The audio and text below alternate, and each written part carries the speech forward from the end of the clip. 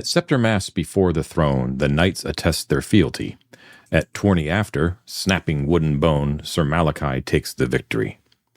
Hey everyone, welcome back to 3D6 Down the Line, the most criminally underwatched actual play series on the internet. This is episode 6 of our Mythic Bastionland campaign of the Adamant Expanse. I am John. I'm the referee for the evening, and going around the horn tonight we have... I will start us off. I am Matt. I play Sir Brunor the Black, the Iron Knight. Hi, everybody. I'm Ted, and I play Sir Aurelius, the Dove Knight. And normally we would have Mike playing Sir Malachi, the Bloody Knight, and David playing Sir Meridian, the Mirror Knight, but they are both dead to us tonight. So it is another dynamic duo episode. This time we are switching gears with the two that were absent last time. We'll have them pick it up with where the other guys left it. So first of all, thanks go out to our absent David for doing all the wonderful artwork, overlay, animations, and graphics for it. Thank you, David. David's links, by the way, I always forget to mention this, are all down in the description below. So do check that out and give him a follow. Don't forget what your solemn duty is out there, audience, which is to like and subscribe on YouTube, and make sure you click the bell icon to get notifications every time we publish new material. Give us a hype, write some reviews on Apple Podcasts, to give us some stars on Spotify, and do all that jazz would be amazing. And also don't forget too that we have our very first published adventure scenario by the one and only Ted down there in the lower corner, who I could see was dancing around, just wanting to make sure that I mentioned it. Proud Papa. I was a little nervous. Yes, we published our first adventure scenario. It's called The Tomb of Armin Squagulat. It is available on all three of the major RPG digital platforms, storefronts. Yeah, those guys, you know. Drive Through RPG, Itch, and RPG Trader. Links are going to be down below in the description as well. You can also find them on our website. Cool. All right. So last time we met our Trepid heroes. This was Sir Meridian and Sir Malachi specifically. We picked it up at Scepter Mass, which is the feast, the main feast of the main mid-season feast for spring. And it is where all of the vassals and knights of the realm are requested to come to the seat of power and reaffirm their loyalty, or to give their loyalty for the first time to the reigning ruler on the seat of power. In this realm, that is Queen Ingilmara, the Sedentat Temporis of the Carpeted Throne in Actopion. So they did that. They swore fealty to Queen Ingilmara. She let them know what the empty blade can do. It can cut words as well as flesh, and did so. We're going to assume that you guys gave your own rousing renditions of a memory from the past that was shorn from you at the same time that they took their vows. So you've also reaffirmed your vows with the Queen. And then afterwards, they went to a tourney that was held in honor of Scepter Mass, and they went through a couple of rounds, and Sir Malachi ended up the champion, defeating the Knight Commandant of the Sidereal Guard, Sir Amboise of the Field. Can I just say, there's no chance I would have won, but I am bitterly disappointed I did not get to partake in the tourney. You are not alone in that. That sounded like so much fun, and you are all in a lot of trouble that we didn't get to do it. Yep. So what was I going to say? Sir Malachi was awarded the title of Knight Paramount of Scepter Mass. Sir Meridian also put up a very good showing, but unfortunately was no match for Sir Amboise in an earlier round. But he did bravely jump off his horse and attempt to take out Sir Amboise bodily, and the crowd loved it, but unfortunately did not gain the victory. Okay, so we are picking up sort of where we left off. So Scepter Mass is still going on. It's a bright and warm day.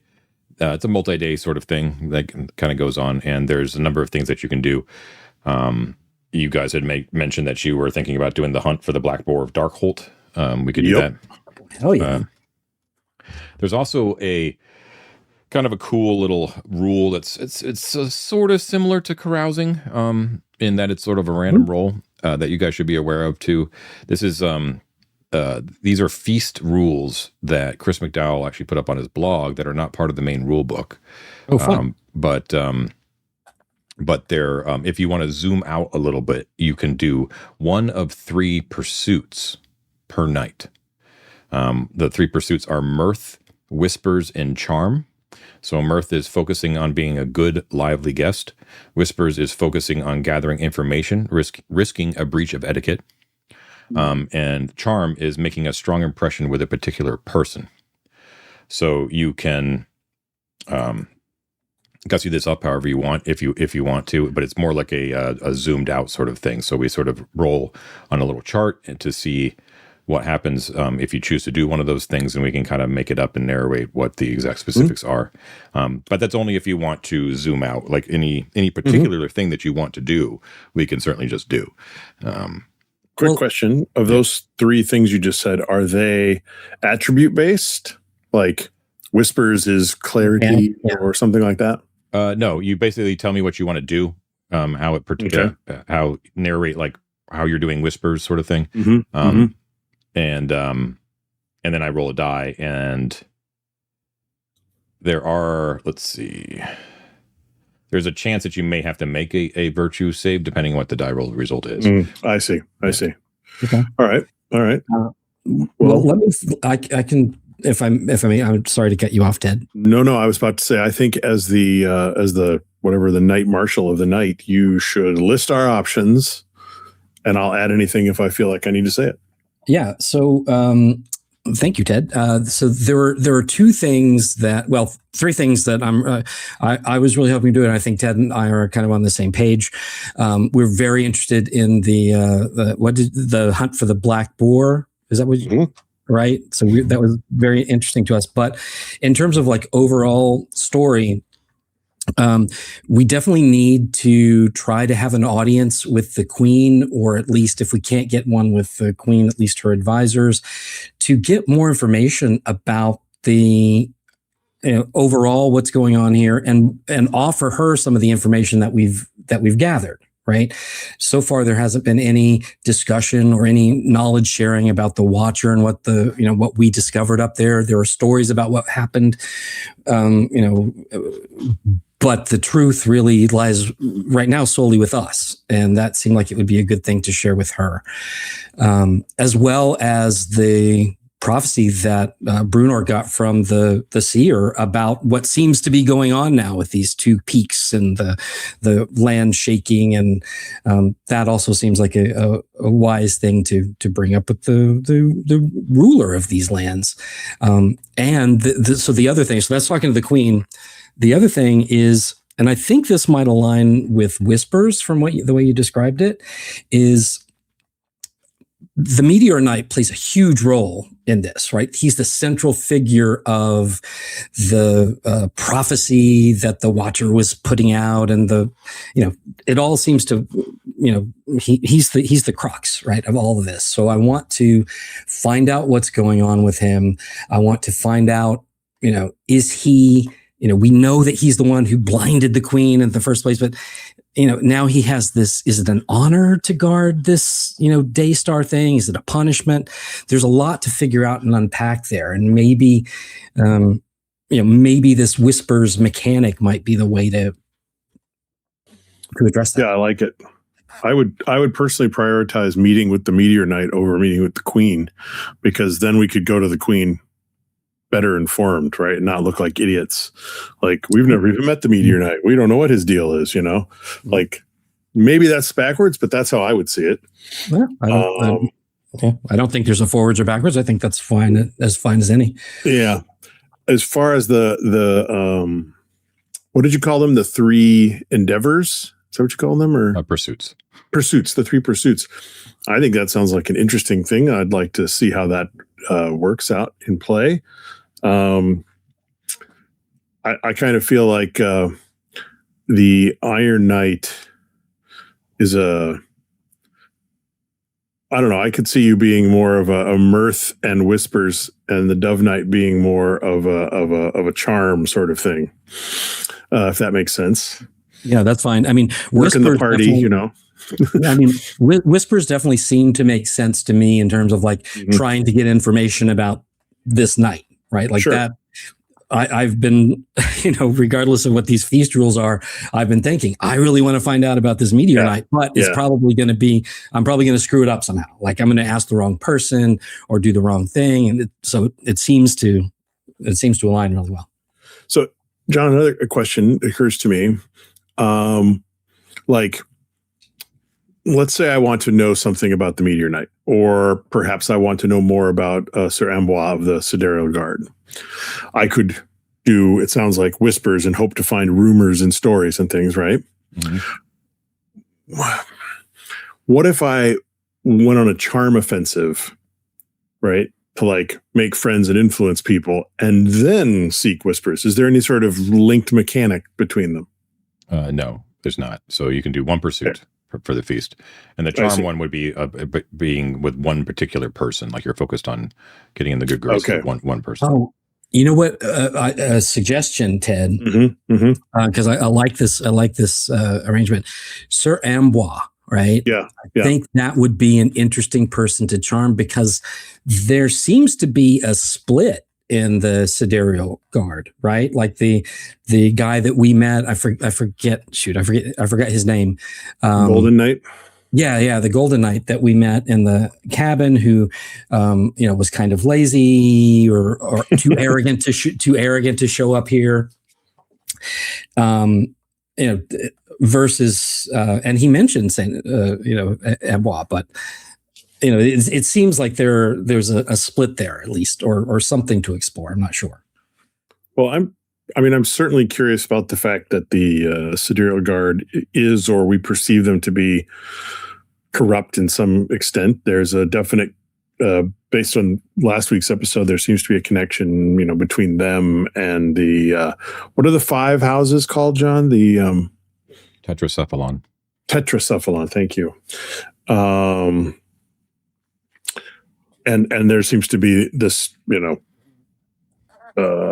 opposition a bit between them and the Queen.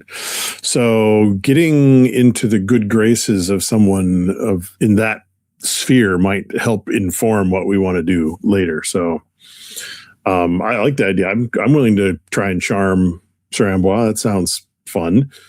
And I'd like to visit and try and get an audience at the meteor night, and I'd like to go on the hunt. We have a lot of things we like to do, John. John. Okay. So what do you want to do? We want to do things. What should we do first, in your opinion, for mechanics? You asking me? Yeah, I am. Does it matter? Make any difference? No, you tell me. You tell me. Okay. What you want to do. Yeah. Well, I'll do the Knight's Caller thing, and I'll say we're going to do the feast rules first. We'll do our pursuits. Feast first. And Ted, we were just talking about charm, so I want to charm Sir Ambois. Okay, very good. Roll me a d6. I will roll a d6, and the number that I've rolled is a 5. 5 is the number that I've rolled. Okay. I have to make a. He immediately murders me. What is your spirit? 8.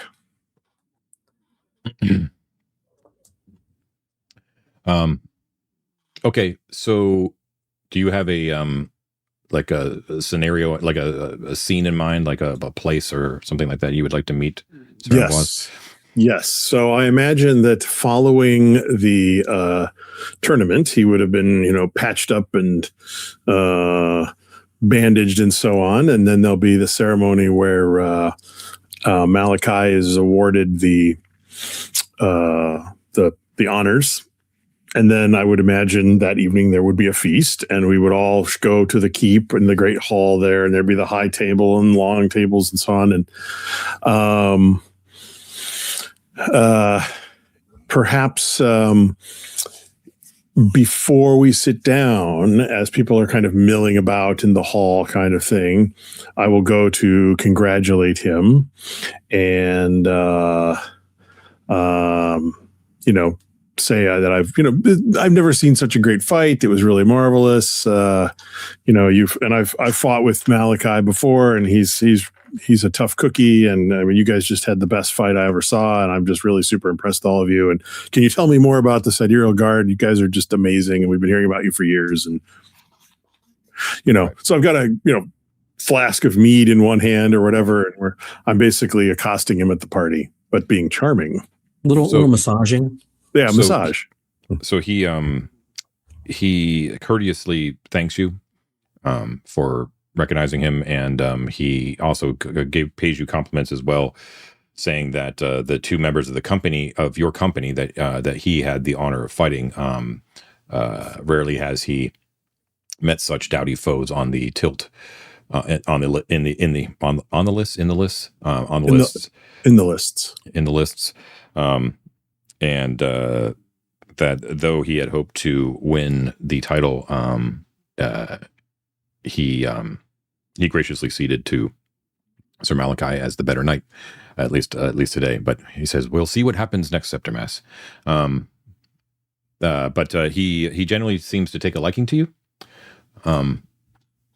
relatively. As I said before last session, he is a very big person. He's very statuesque, very regal, slow moving because he doesn't need to move fast. Right. And he has a strong, sonorous voice. He wears old mail from the Empire, sort of thing. So it's a little bit anachronistic. And he wields a great blade, like a big fuck off thing. So what do you want to know about the Sidereal Guard? Let's see. I guess I will say something along the lines of, obviously everyone in the guard is very, brave and tried and true and that sort of thing. I've heard that a lot of the members are, what was he called? The tetracephalon? That a lot of the Sidereal Guard members, 4 heads, of course, 4 heads, cephalopod, yeah, right. I've heard a lot of the Sidereal Guard members are of the tetracephalon families. Is that true? To a man and a woman, yes. Interesting. Surely, a queen would want other people, maybe from other countries, to join the Sidereal Guard. That is her right, of course, he says, and he kind of looks at you knowingly. Wink, wink, nudge, nudge. Says, I don't have an application on me right now, but go to our website. I know a guy. But he says, my fellow brothers and sisters in the Sidereal Guard, although our families are often rivals, we share one thing in common, that is ancient noble blood, and we have done our families have gone to significant lengths to make sure that the Sidereal Guard is replete with members of the tetracephalon, even if they may be second and third sons and daughters, for we firmly believe that the Queen's power, although we are an extension of her power in the realm, that it also sometimes needs to be checked. And who better to check the Queen's power than the members of the tetracephalon? A checks and balance to weigh the good of the many and the betterment of the realm against the personal power and passions of a single person, that kind of thing. That's one way to look at it, perhaps. Although I shall say, of course, in public, that I have sworn fealty to the Queen, and I serve at her behest. But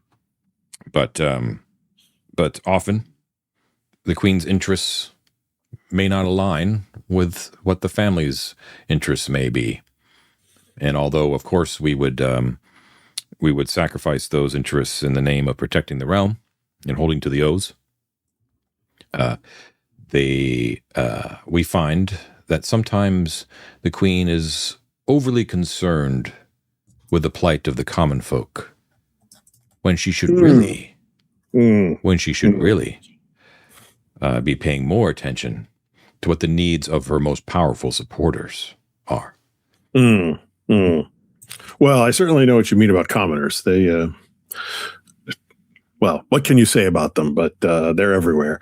But surely, though, I've heard it said by the many sages that in this case, the queen, but the king is the land, as they say.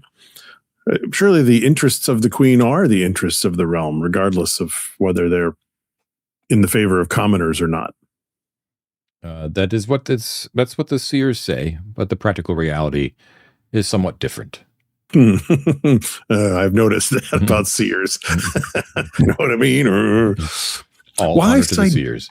All honor to the Seers. Enigmatic and peculiar they may be. Why sidereal? The stars, the constellations. Do you practice astrology, good sir? No, that is the name. The name of the order for we meet surrounding the sidereal arc, which holds the day star. That piece of sky metal that fell eons ago. Oh, it's a sky. I have not heard of this. I mean, I've heard of it, but I don't know anything about it. That is impressive. That's what the meteor night guards, right? Indeed. Oh, wow. Is it, can we go see it? You may not, sirs. You are not members of the guard. Oh, only the guard can see it. I see. Yeah, what is it, buddy? Hey, little voice in your brain says, I'm listening. Ask about the Golden Knight and why he's not here. Let's see if we can get any good info idea on like schisms or whatever. I'm voice in your head checking out. Yep. Good idea. So, if I may bother you another moment, on our way here, we met the Golden Knight, who said he would not be attending Scepter Mass this year. Surely he's supposed to be here in for fealty. The Gilded Knight, yes, Sir Ogun. Oh, yes, sorry, the Gilded Knight. Golden, gilded. You happened upon him, did you? Yes, he was. He'd been beaten up by a tree, but we fixed that up for him. Big help to him, and got his steed back. All's good. But yes, we found him convalescing in a farmer's home, and he declined to ride with us to Octopion. This is west of here? Yes, indeed. Just north of the Iris of the World. Really? Interesting. Oh, yes. Well, I suppose it could have been... I had sent him east through the Gates of Dawn in order to take ship across the Adamant Expanse to 10 turrets. Interesting that he was in the west. Did he say what he was about? Well, he had a note for us, although I don't think it was directly for us. I think he simply happened to have a note should he run into any knights telling us to go to the Scepter Mass as for fealty. That's normal. He didn't say that he was looking for someplace in particular? He may have, and I do not remember, being mere mortal Ted. But if very smart and witty Aurelius heard such a thing, he would repeat it happily to Mr. Ambois. He was searching for the Blossom Pool. Oh, yes, the Blossom Pool. Yeah. He sought the Blossom Pool, good sir. That child's story. Strange. I shall have to have a word with Sir Ogun when I see him next. He seems somewhat jaded on Octopion, if I may be forgiven for saying so. Well, aren't we all? Perhaps you have not yet. I have not, but I'm very excited to be here. It's really quite exciting to meet you and everyone else. This is really great. It comes with time. Well, I certainly hope I have that time. It's a dangerous land out there.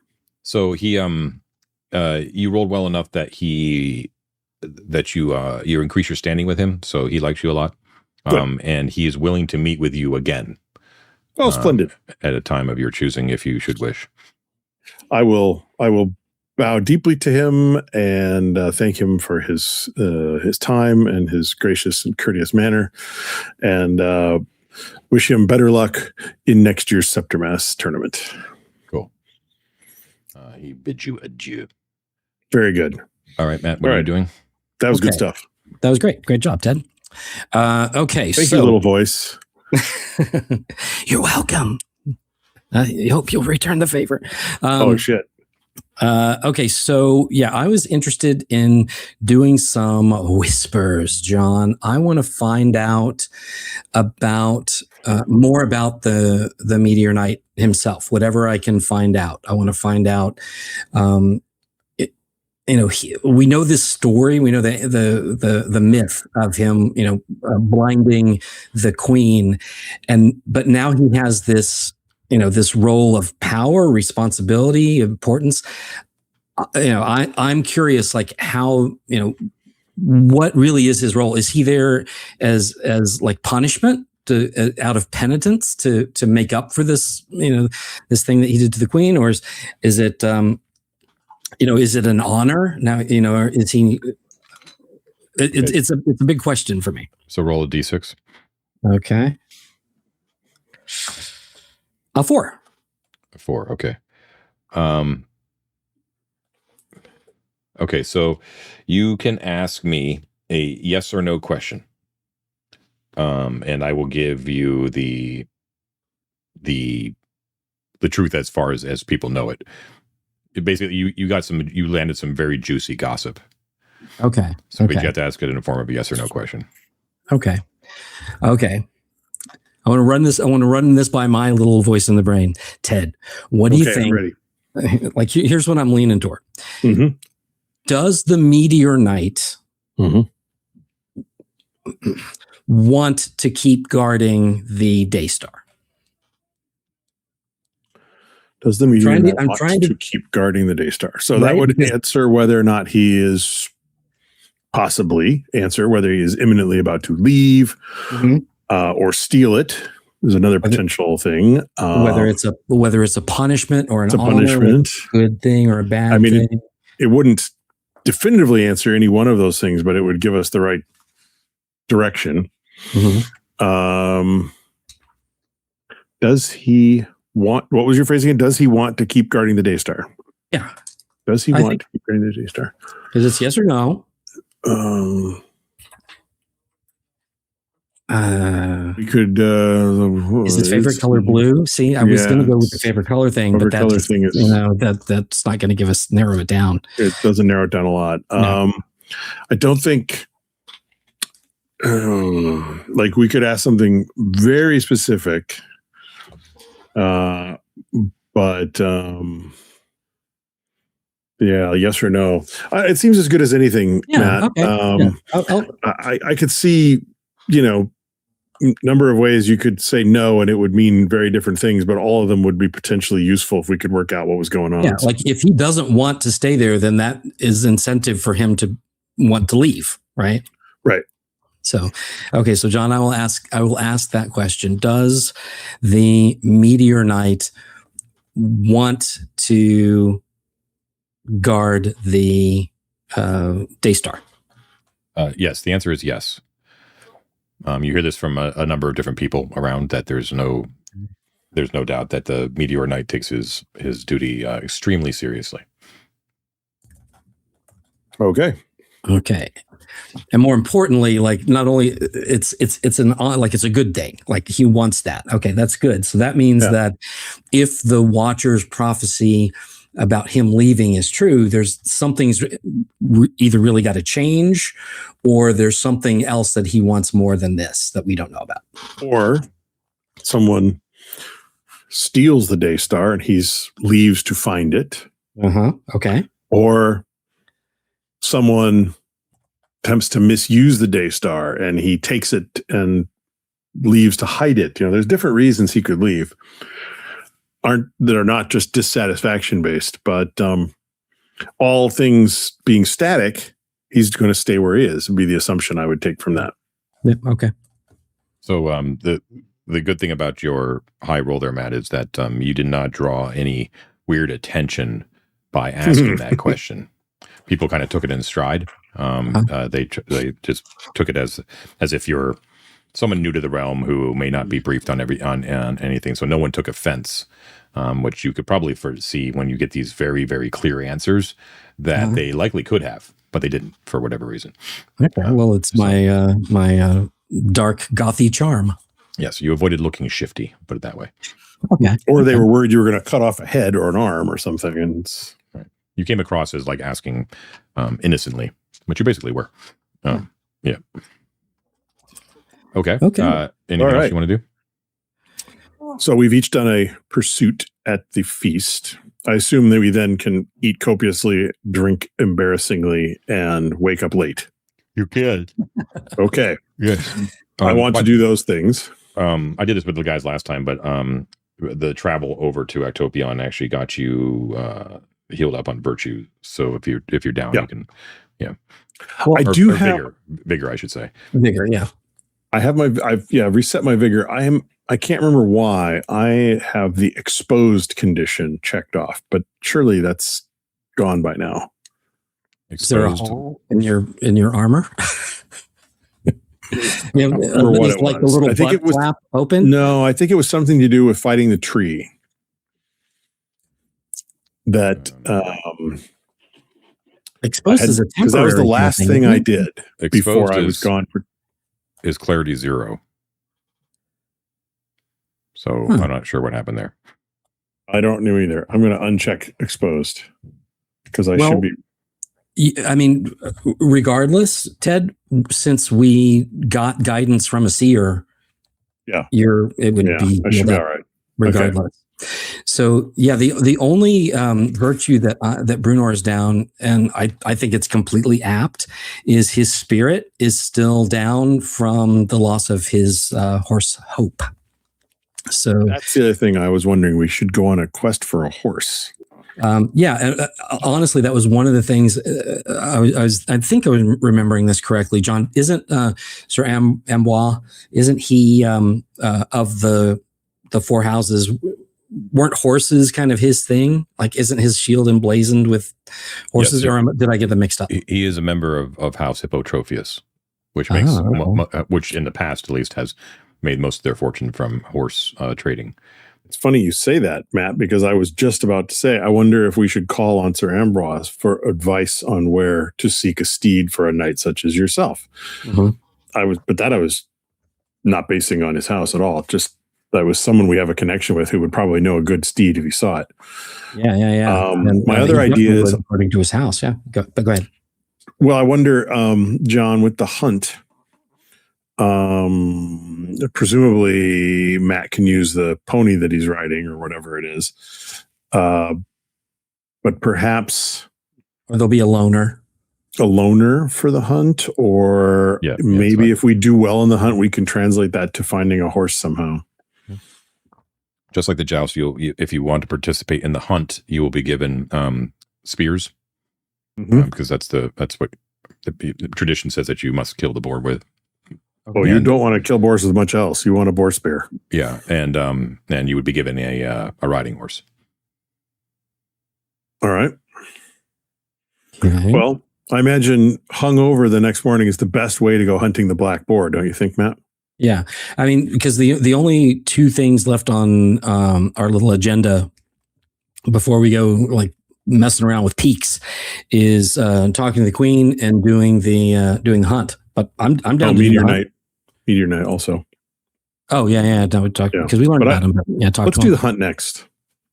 I'm okay with that. We've done some talking. Now let's do some dice rolling and killing pigs. Boar poking. Okay. Let me see here. 1 second.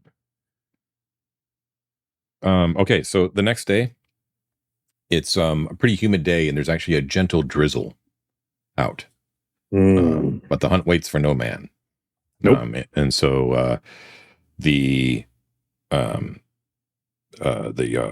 master of ceremonies or whoever gets everyone up and gets everyone saddled up and all that kind of good jazz. And the idea is that you are, as a group, are going to go out and hunt for the dreaded Black Boar of Darkholt, a fearsome beast that's been given the name of Rustigore. And Rustigore is supposedly found in the Darkholt, which is let's switch over to mirror here real quick, is the forested hexes between the Iris of the World and Ectopion. That's also where Sir Ogun mentioned that his ancestral house it resides. Okay. Okay. You never asked what that house was, though. So but apparently that house is in there somewhere. Yeah, we figured. Wasn't he the house of like it was somebody else in the tournament. I think it was like the letters or that's right. Someone did tell it. So the other guys, yeah. So it's House Poetes. Poetes, that's what it was. Okay. Yep. It's supposedly in there. So there's there's a bunch of people. A lot of the knights and people and warriors who were taking part in the tourney are there. The queen does not participate. But the other three holding rulers are there. So Master Fallowfield, Lady Ruin, and Lord Todenstern, the queen's older brother, is there. And their whole retinue. So it's not just you guys going out on the hunt. And of course, there is just an absolute shitload of hounds, like a lot, all baying and all that kind of good stuff. So the horn is sounded, and you guys go out for the hunt. Let's see. Okay, so the way we're going to do this is that you're going to do a clarity save, each one of you. Jeez.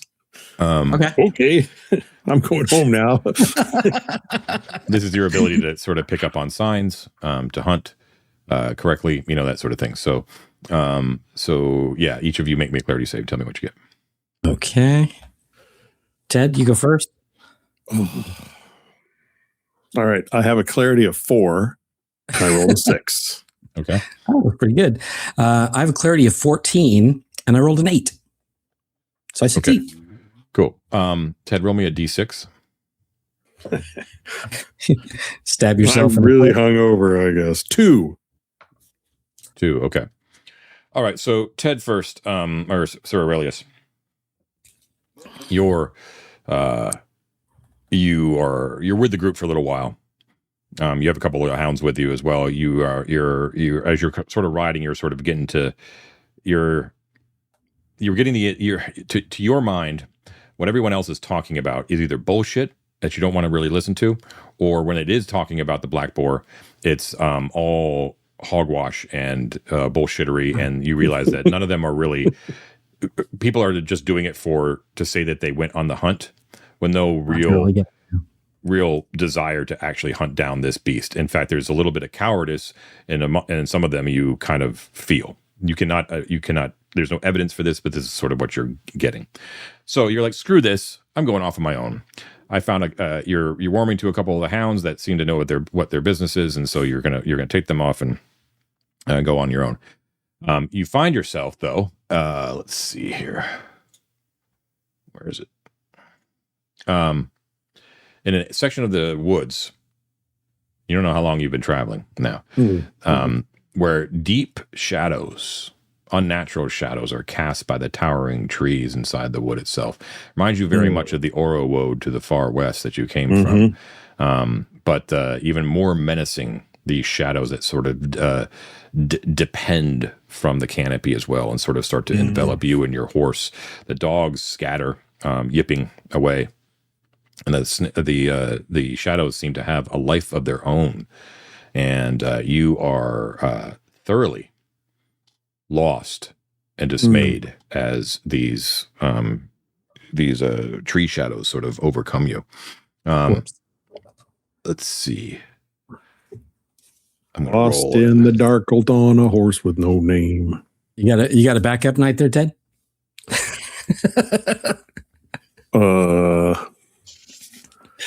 Sir Invincible, the Invincible Knight. Okay, so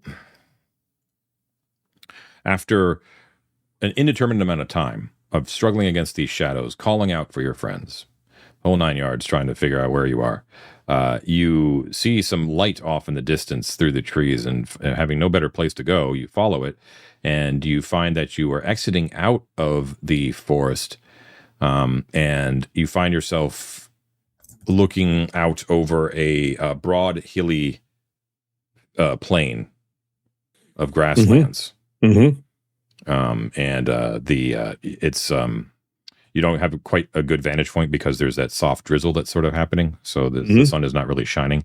And your horse is stepping through some sodden ground as you go. Let's see here. Hold on 1 second. Hold on. This would be a perfect time for something truly weird and mythic to happen to me. Right. So yeah, you can see behind you. I'm even going to say it's like a little tough because of the sun being occluded that you're not really quite sure like where you are exactly. Yeah. But you find yourself out of the forest and you are in some sort of grassland right now. All right. And you we'll say like a couple of hounds are with you. We'll say that they're not completely lost. So but your horse and a couple of hounds. Okay. So Brunor. Yes. You let's say you pick up on the baying of a couple of particular hounds and kind of feeling like maybe they've got the scent. You follow them, and you find yourself alone, although you can hear the baying of other hounds off in the distance and the tramping and yelling of some other knights relatively far away, but they are within earshot. And you're following these hounds, and they appear to have picked up a scent. They've gone quiet, and now they're coursing along the ground with their noses to the ground. Okay, I follow my hounds. Okay, so deep within the forest, you come across a small brook, which would just be pretty easy for your horse to just jump across, no problem. However, the hounds are quiet, and they're looking downstream down the brook. And when you kind of follow their eye line, you see some sort of form bent over the bank and drinking from the brook. And you at first thought it was like a fallen tree stump, or a fallen tree, I should say. But it's actually a massive, bristly-backed black boar, and it has like yellow tusks, the whole 9 yards, and it appears that it is not aware of you. Okay. Okay. I see. I have quite an advantage on this horse with my spear, but I'm not going to be able to sneak up on him with this horse. You have the advantage. So, but it basically goes with the mechanics wise. If you want to get this boar, you'd be able to roll your shit first. Okay. I'm going to roll my shit first then. I'm going to take out my dagger in one hand in case I can be close. The spear, I was looking it up. Spear is hefty. So I can use the spear in one hand and the dagger if it gets close. And so, if you're in dagger combat with a boar of that size, you're a dead man. No chance, man. No chance. Well, so John, I have a question. So I'm definitely charging this thing no matter what. Glory, this is my mission. This is what I got to do. This boar is bacon. But my gift, as much as it looks like it's tied to my sword, is not. My ability to cleave things off is, at least the way I have read it, it just deals with bladed weapons. That's right, yeah. So I feel like I do have a decent chance with this. But regardless, I'm definitely charging spear and dagger. I'm going to take down this boar and I'm going to claim the crown for myself. Okay. I'm going to charge it. I'm going to roll my D6 for the dagger, my D8 for the spear. And let me look at my feats. Because see, if you already rolled, you can't use smite. I haven't rolled yet. But you know what? I'm not actually going to I'm not going to smite because my my vig is not that great. So I'm just going to go at him with the D8 and the D6. Okay, roll it. Okay, here we go. Okay, I got a 4 on the D8 and a 1 on the D6. So what I could do is... Oh, you're going to get pig fucked so bad. I got this. Okay, good. I can use my I can use my 4 as a gambit to try to I'm going to try to like tie him up. I guess that would be stop him, right? So I want to like yeah, I can't really impair. He doesn't really have a weapon. Yeah, so he just has his Could you repel? Impair cannot be done against natural weapons. That's unless you do a strong gambit and you can explain narratively what you what you do to tusks. Yeah. And I don't have the I don't have the go ahead. Could you repel him, John, in the sense that by making the repel gambit, the hog, moves away from the spear and then is not in a fighting position because he's startled and runs away. You can do whatever he wants. Yeah. I'm just giving you the rules for impair. Yeah. Yeah. Okay. I meant more in terms of how you would rule on the use of repel in this case. That's up to Matt, however he wants to flavor it. Okay. You know what? I don't want him to run away. I want to like lock him into place. So I'm going to use the 4 to what was that? To stop him. To stop him from moving next turn, and I will do the 1 point of damage to him. How are you narratively trying to stop him? I am going to trip him, knock him down. Okay, got it.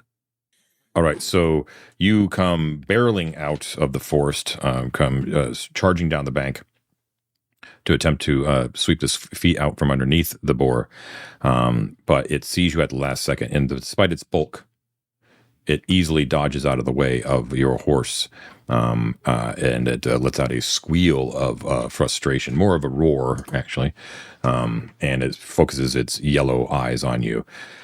As your spear kind of glances against its side, you realize that this is going to be something because its bristly fur is extremely durable and tough, going to be very tough to penetrate.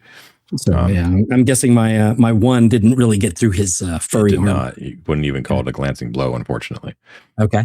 All right. So it wheels around, and I don't even think it runs away. It sort of sets itself right as you're passing by, and it is going to attempt to let's see. It's going to attempt to impale your horse. Oh, well, it's not really my horse, but still, it's a rental, man. It's got insurance on that. Did I get the insurance? I don't know. Okay. I put it on the Amex. It should be okay. Okay, good. I got a 9, a 10, and a 1. Oh, God damn. I'm going to get killed by a pig. Okay, so it's standing where it is because you're like right near it. So what it's going to do is it's going to use the 10 for damage against your horse. And your horse, actually, I should look that up, I suppose, right? Let's see. Well, I'm definitely going to I'm definitely going to deny something here. So just give me the full layout and I'll figure out what I want to deny. Probably the 10, but let's see. Well, hold on a second. Deny.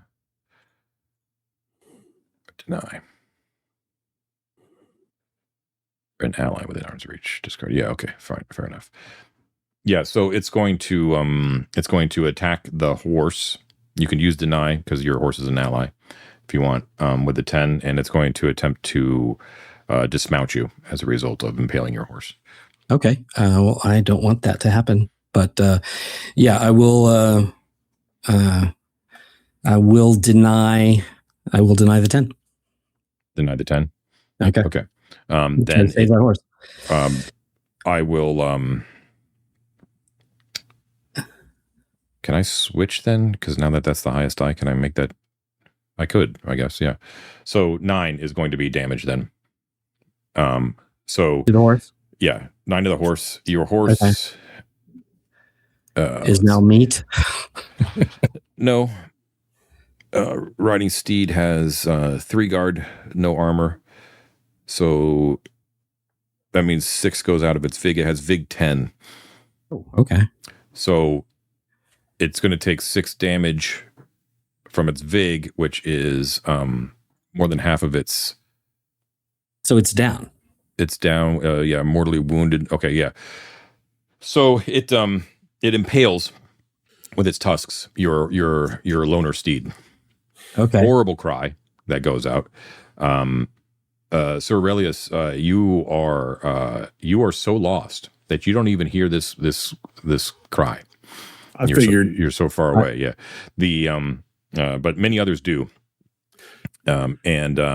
As your horse buckles underneath, and this narratively, it's like you would kind of have to be dismounted unless you wanted to get your legs crushed. Stay on the source. What I will say though is, I will say, because he wasn't able to do his dismount gambit, he chose not to do the gambit. Then that you can throw yourself from the beast and land on your feet. Okay. So you're not like prone and at a disadvantage or anything like that, right? So okay.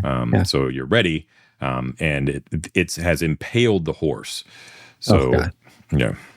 Okay. Well, let me roll my Vig save, not Vig save, for deny. It is the spirit save. Spirit save. Yeah. So my spirit now is still at 8 because I'm sad about my horse Hope. Oh, I rolled a 19. So no more feats for me. No more feats. You are fatigued. Yeah. John, if I can't hear him crying out in horror and the squeal of his horse and so on, can I ride straight towards the area where I don't hear that? Most silent spot, and I just run to that. There's something must be going on. It's too quiet. It's really, really quiet there. Like I would. So John, as part of, this is just me imagining, but I would imagine as part of a hunt like this, the equipment would include like a horn, right? Isn't that like part of every horn hunt, that there'd be like a probably. When you see? So I would not to toot my own horn, but I would. All right, to at least try to draw some attention. So that plus the squealing of my rental horse, will echo through the woods as I'm about to be killed by a pig. Okay. Okay, it's your turn. All right, I am going to do the same thing. Bravely, I stand up, and it's me against this pig, John. I eye it. I flourish my spear. I take my dagger. I hold it in a cool way. If I'm going to go out, I'm going to look cool while I do it. And I'm going to attack this pig with, that's cocked. Okay, also not great. Same exact thing, a 4 and a 1. 4 and a 1. Okay. That's not great. Oh, man, that's not pig fighting numbers, dude. Yeah, so I think what I'm going to have to try to do, and he's strong, but let's see, what are my options? Like if I repel him, I think he can just get right back, because this all happens at the same time. You know what? I'm just gonna do. This is probably stupid. I'm just gonna do damage to him. I'm just gonna take that 4 and try to hurt his feelings. Okay. So you stab at him with your spear. on the ground as it's attempting to rip its tusk out of the horse's side. So you got a pretty good shot. So you attempt to, but you don't realize the amount of strength that you have to put behind the haft of that spear in order to penetrate the skin. And the moment it feels pressure, the moment Rustigore feels pressure, it yanks out the tusk and sidesteps a little bit. So you basically take off a couple of points of guard from it.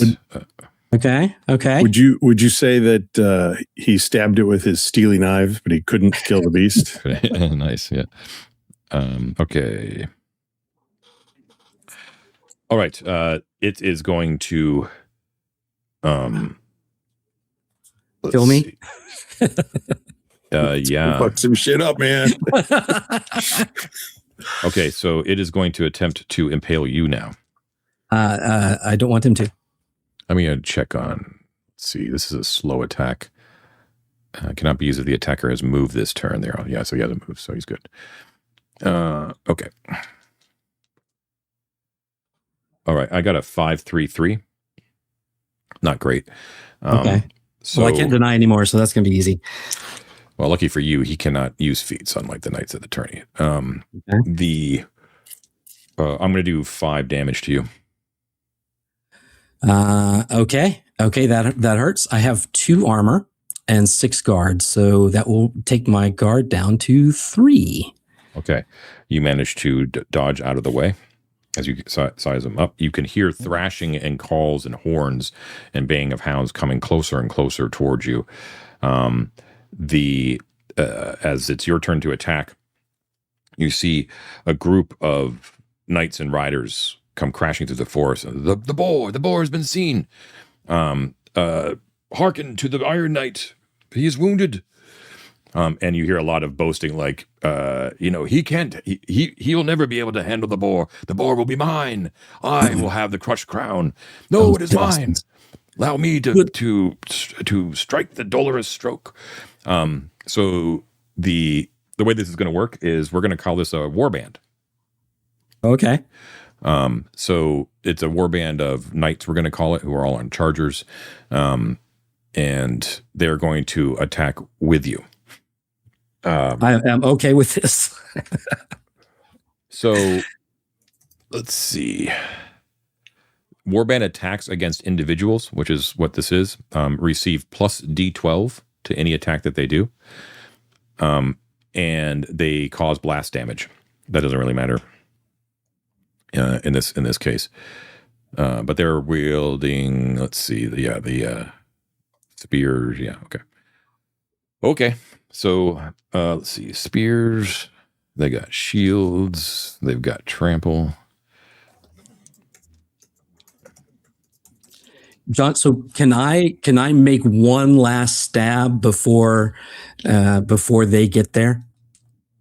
Only if you're willing to allow the boar to have one last attack before they get there. Oh, you know what, John? We are in a game of honor and knights. That's right. No. I'm not going to wait and let these guys rush in and steal my pig. If I die, I die. If a pig eats me, a pig eats me. Okay. What's the pig eating? Okay. All right. Beast. Big money, no whammies. Beast, your head is mine. Yep. Okay. I got an 8 and a 2. Okay. I'm going to, it's not, wait. Let's see. Okay. So the way my sharpness works, I can perform a strong gambit with a bladed weapon. You may choose one of the following as the effect. The target receiving a save as normal. So I'm going to try to cut one of his legs off, John, with my 8. I mean, it's a dagger, or at least like disable it or something like it. So because I have an 8 and a 2, so I want to use the strong gambit to try to, if I can't cut off, I mean, this says it takes a limb, right? So maybe like that's disabling the limb. So I like can jam this a dagger right into its shoulder and just make one of its legs completely useless. It's kind of annoying because it probably should have been clearer in the description, but the impression I get as the rules as interpreted, or as intended, I should say, is that these are supposed to be like this heightened Like sharpness. I shouldn't sort of be thing. able to use my special thing. I'm saying that, yeah, because I think it needs to be like sweeping, slashing, sort of like an axe, a hatchet, a sword. Like if you had a rapier, I wouldn't let you do this. Okay. Because it's a piercing weapon, right? I mean, not to put too many D&D isms on it, but I just think realistically, you're not chopping off heads with a spear, no matter how cool you are, right? I mean, spears just don't chop off heads. Okay. Right. Well, I can't get his head regardless because his guard isn't a 0. Well, you right? know what I mean. Yeah. But can I, like, as an interpretation of it, can I jam that spear into his shoulder and like disable one of his legs? Sure. I want to at least get a good tag here. So he would get, he would get a save as normal. Okay. Hold on. Before you do that, Matt, is it a VIG save? Yes. It's probably, his VIG save is probably really good. Yeah, his VIG save is really good. Although I guess doing 8 points of damage probably is not going to get much past his guard and hide either. So, yeah, never mind. Well, you know what? Do what you feel. You know what? Maybe I will do, like, getting 8 points of damage is going to be it'll be a big hit on this. The armor will soak up some. I already got into his guard a little bit. So at least this might wound it, which would be, I think, a good show of honor.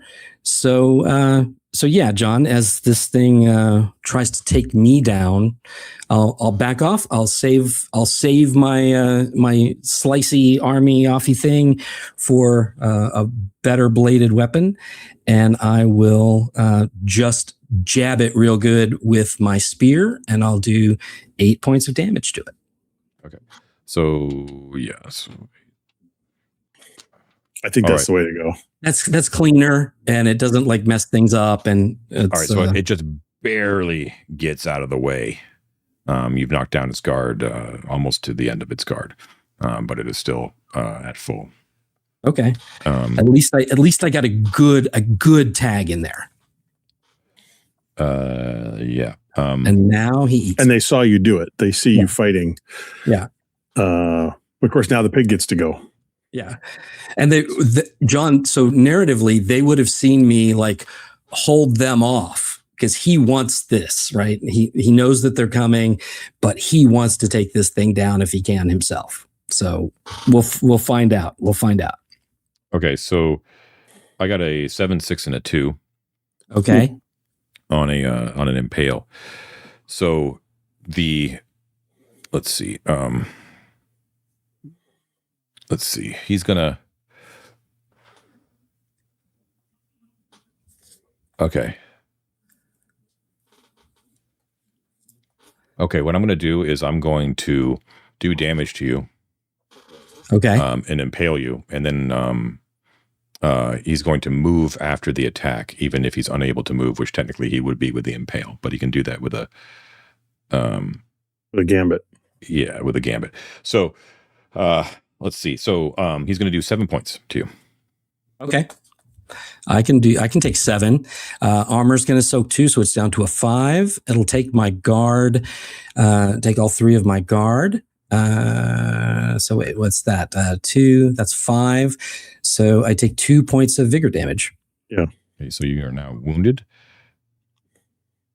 And I am wounded. Shift over the crow to peek at Matt on our overlay there. Thank you, David. Okay, so what he does is he comes up from underneath you, impales you on his tusks. Ow. And then he drags you. Oh man! Through the underbrush, and rams you into a tree, and you're impaled on that tree. And So wait, like tusk all the way through me, like sticking me to the tree? Yeah, briefly. But Rustigore sees that the rest of the knights are coming as well, that have spotted him. So he basically does it for effect and just rams you up against this tree. Okay. Now the rest of the knights come barreling in on their chargers, and they saw what occurred. They all leave. Nope. Good luck. You got this. Let's see. What am I we should thinking go get Sir Aurelius around here. He'd be helpful. Have fun removing that tusk from your spleen. So you were making a big show of like, no, he's mine, and then you got dragged around by him and thrown into a tree. How are you presenting yourself to the knights now as they come barreling out of the trees? Oh, you're like, I got this, and there's blood on your teeth, and it's like, yeah, I'm fine. I will call out. Who else hungers? Sorry, I can't do his accent. Who else hungers for bacon, ham, and chitlins? Ribs. My point is are you still trying to front like you want him on your own, or do you want? No. I'm gonna call them in. Let everybody else. I've had my fun. Come in and take a poke at this cuddly beast. Okay. Okay, so they're going to attack with you then. Good, because I could really use the help. It hurt. I'm sorry I'm lost, Matt. Well, Ted, roll better next time. I will too. I rolled really good. I just don't have any clarity.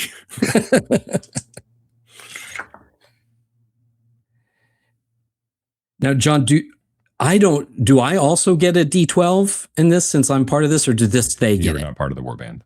Okay. All right. So I got a 1, 2, 4, 6 with the knights. I got an 8 and a 2. Okay. Okay. So can we use one of those to bolster that 8? Sure. Right. So that should take it into wounded for sure, because we almost got its guard down to 0 last time. And what were the other numbers, John? I don't see it on the. So it'll be.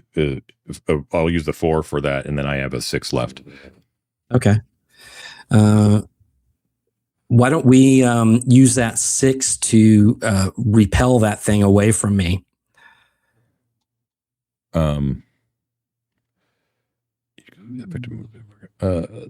Or can we can that one bolster as well? Like, I don't remember if we can bolster more than once. Hold on, I have to check here. No, I don't think so, but let me check. Yeah. I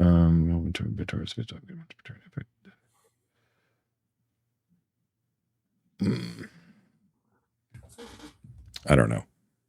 I don't like saying I don't know because I really don't want an influx of people on comments telling me that I should know. But I don't think that you can. I think it's like one gambit, one gambit at a time. Sure. Forgive the move. Yeah, so we'll do we'll use one of them to bolster the 8 up to a 9, and then let's try to get him. Let's try to repel him away from me. Okay, cool. So it's going to attempt to resist the repel. And it does, so that doesn't work. But the bolster automatically works. So you're going to do 9 damage, right, total? Yeah. Yes. So let's see. It's going to be...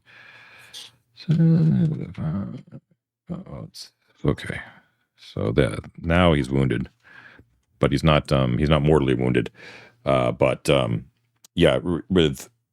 renewed hope after the boar band comes flying out of the woods, You manage to strike a good true blow, and everyone lets out a cheer.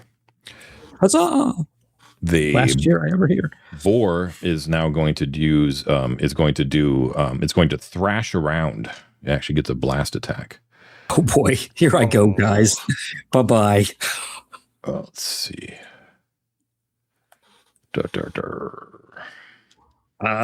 might just do it. I mean, it's cool. I was looking forward to seeing the graveyard go up on our website. So well, here we go. This is great. I don't think it's going to matter though. They have they have a lot of armor. How much armor do you have? 2. 2. Okay. So, I have to re-roll for each, right? Okay. So we'll say that. Okay. So he does 3 against you. Okay. I'm good. So 2 soaked by armor. My vigor is 3 right now. So it just takes me down 1. So I'm fine. I'm down to 2. Do you have any guard left? No, I do not. Okay. But it didn't take me down more of the half that I had remaining, so I should still be okay. All right. And then it does 4 against the knights, which is going to reduce their guard by 1. So it basically misses them. It thrashes out wildly, and they have to kind of get their steeds in order and blah, blah, blah. Okay. Your guys' turn again. Okay. Whew. I hope they were a little higher this time. Let's see how I do.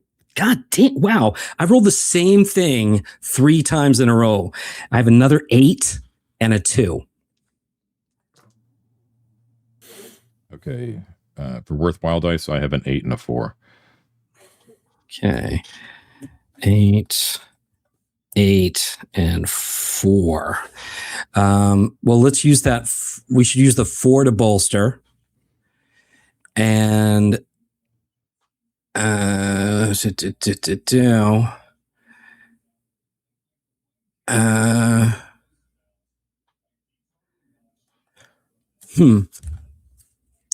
after this all happens simultaneously. So even if I move, he's going to get a stab at me. Yeah, let's try to, he might run away. Let's use that last 8 to stop him. So stop him from moving next turn. Okay. So that would be another 9 points of damage to it. Okay, so the this stop is going to be a strong gambit because it's an 8, which means that he doesn't get a save against it. So he's automatically stopped. That's awesome. And then you're doing 9 damage against it, correct? Yes. Okay, so that would be that. Let's see. All right, he's not mortally wounded yet, but man, you so we'll say that one of the riders sort of hem in the boar so that it doesn't have any means of escape. So it's sort of like it's sort of darting at people, but can't find an opening. And then while it's doing that, its eyes are sort of rolling back, and it's obviously slowing down because it's leaking blood. You manage to jam in the spear one more time, and it lets out a squeal of pain and rage, as it's very much not happy. The riders all sense victory. The boar is going to attack now, and it's going to do the blast thing again, attempting to anyways. Here I go. Now I die. Okay. Against the knights, it's going to be 10. And let's see. The knights have, AC 3, so it'll be 7. And then they had... This is going to hurt. They had, what did I say? A couple of guard went down, right? Last time? Yeah. 1 guard, so 7. Okay, 7. 2. Okay, so they're going to lose 2 Vig as it goes through their guard. They're still up there. Only 1 damage on you. Oh, hell. Brunor. Wow. Okay, my armor soaks that. Okay. Whew, so this way I'm going to rule it for the following attack by you guys. If, let's see, what I'm going to say here.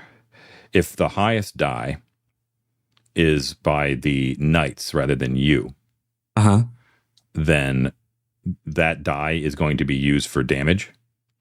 And if it's enough to kill the boar or mortally wound it, they will take the kill steal. Okay. Okay. It was pretty fair. That's fair. All right. Staking my life on this one. Whew. Come on. I think they're going to get it. I got a 3 and a 5. I have a 7, a 4, a 2, and a 1. So I'm going to rule that the 7 is going to be the damage. They can bolster on their own if they want, or you can help them out. Let's see. Yeah, I think that would be the most fitting. It's like a show of kind of grace at the end. Like, even at this last moment, I kind of like help I help my team, right, advance. So like I did most of the hard work, and at the very last minute, I kind of passed to somebody else to score the goal. Okay. All right. So they are going to bolster then. Are you doing anything with your dice?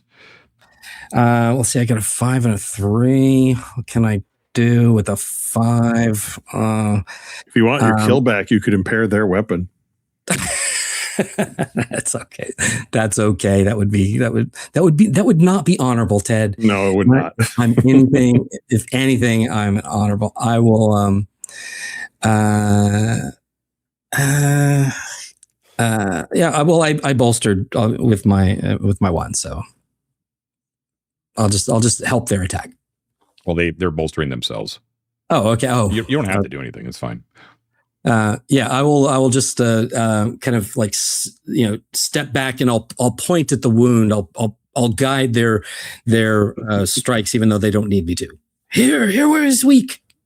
Okay, so they take your advice, and they ram into the boar. The boar collapses onto the ground, wheezing, mortally wounded, eyes rolling. And the knights in the warband stand over it, and they look expectantly at you, and they say, "Deliver the blow." All right, I will do this. I will come, and I will take the. I'll limp up, as a lot of me is still left stuck to that tree. I will limp up, and I will take the spear, and I'll tell this beast how you fought bravely, but you are but a beast, and we are men of honor. And I will stab it up, like through underneath its chin, up into its brain to kill it instantly. Okay, great. Cool. All right. So you have killed the Black Boar Rustigore, the Black Boar of Darkholt. And there's much rejoicing. Yes. Why don't we take our probably our loan break, and we will pick it up and see what's going on with Sir Aurelius. We will be right back. Okay, we are back. Bladders empty, beers full. How's our tech? Tech is okay. Tech is good. Okay. Sir Aurelius, you are lost amidst the plains here. The wind is blowing, drizzle kind of beating against your face. Not relatively miserable. You really don't know quite what happened there. You see I was yapping. I wasn't paying attention to where I was going. There's a flash of color, of bright color, amongst the drab that you see, coursing through the plains. Upon closer investigation, you see that it is the plumage of a very large peacock. I shall ride towards it. Astride this peacock, looking faintly ridiculous, yet somehow glorious at the same time, is the gold-cloaked and gold-masked figure of Sir Ogan. Hail and well met, Sir Ogan. And to your fine steed, I'm glad to see you are well reunited. He reins up what was it?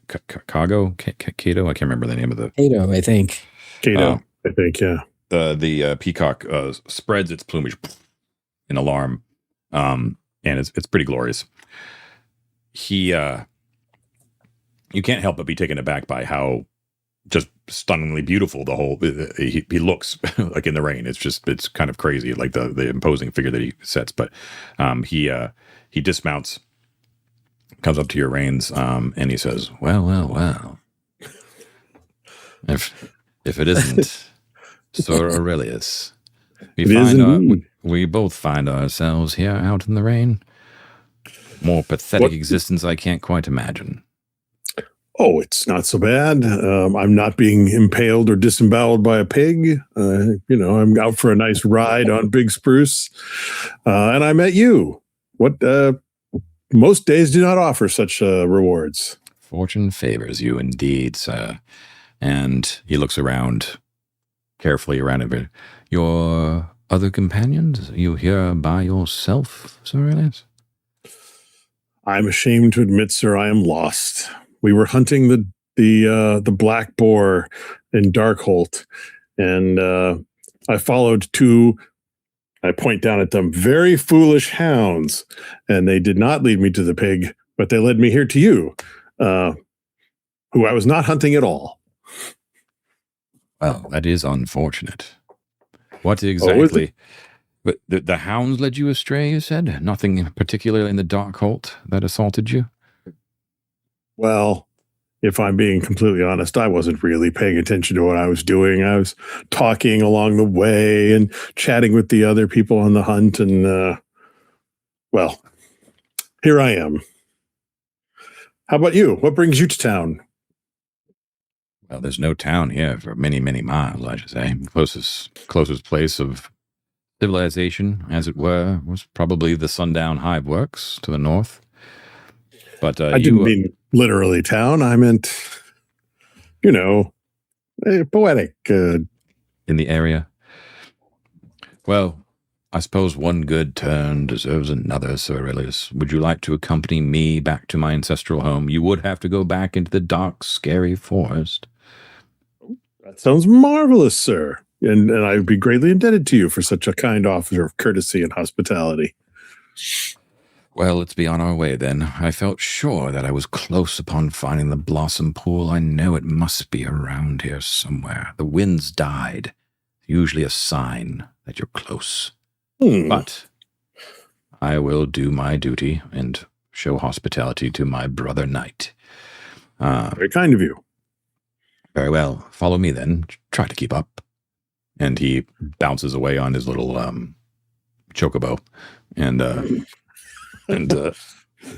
goes. I found in our notes his name is Capo. Capo. Thank you.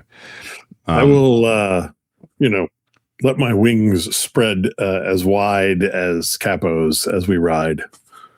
Okay, so he writes you in the right direction, and he tells you that we're heading south now. We're going to go down into the Darkholt. You were, if you're looking at Miro, you were in this hex. That's what I figured. If I hadn't run into him, I was going to turn to the east and look for a lake and figure I was in the right spot. So you head for many hours back into the forest, and as night is falling, you come upon in the forest there is a hillock upon which there is a manse which has been erected in the midst of the forest, and it's quite grand. It doesn't look like it's built particularly for defense. You get the sense that the dreaded forest is sort of its own defense. Like, people wouldn't really want to go this deep into the forest to begin with. And along the way, Sir Ogun does repeat his tale that he was actually fighting some weird shadows that were infesting his homeland. And he tells you the same thing. Now, you never gave up anything about that. That's the reason you were lost. So he does not assume that is why you got lost. I didn't realize that the shadows were quite that. I thought it was just dramatic effect. Interesting. You were in more peril than you knew. Apparently so. So, but you enter into this very warm, very ancient house. It's very much like in the imperial style rather than like a medieval style, and like more like a villa in the middle of the forest. The forest boughs encroach upon it all the way up to the walls. So there's no clearing or gardens or anything like that. It's like just planted right in the middle of the forest. There's some running water and all that kind of jazz. You notice, however, when you enter into the courtyard that there is a lot of kerfuffle going on, and that is because the entire hunting party, with nighttime approaching, has made its way to this Mons as well in order to take rest. It looks like it's been arranged by the queen or whoever. This is normally what happens whenever the hunt is called. So you find out that this is called Harper's Hall, is the name of it. Which hex would it be in, John? That's going to be in the one that's right to the east of the iris of the world. This is the ancestral seat of one of the 4 houses of the Tetracephalon, House Poetes, who are known for their love of fine arts and fine arts, basically fine arts. Okay. Interestingly, once the walls of the Harper's Hall are in sight, Sir Ogun tells you that his quest remains. And now that he has seen you to safety and hospitality, he must go back to searching for the Blossom Pool. Just a second here. I'm going to write Harper's Hall, and then a moment of your time, Gilded Knight. I must tell you that I may have inadvertently caused some trouble.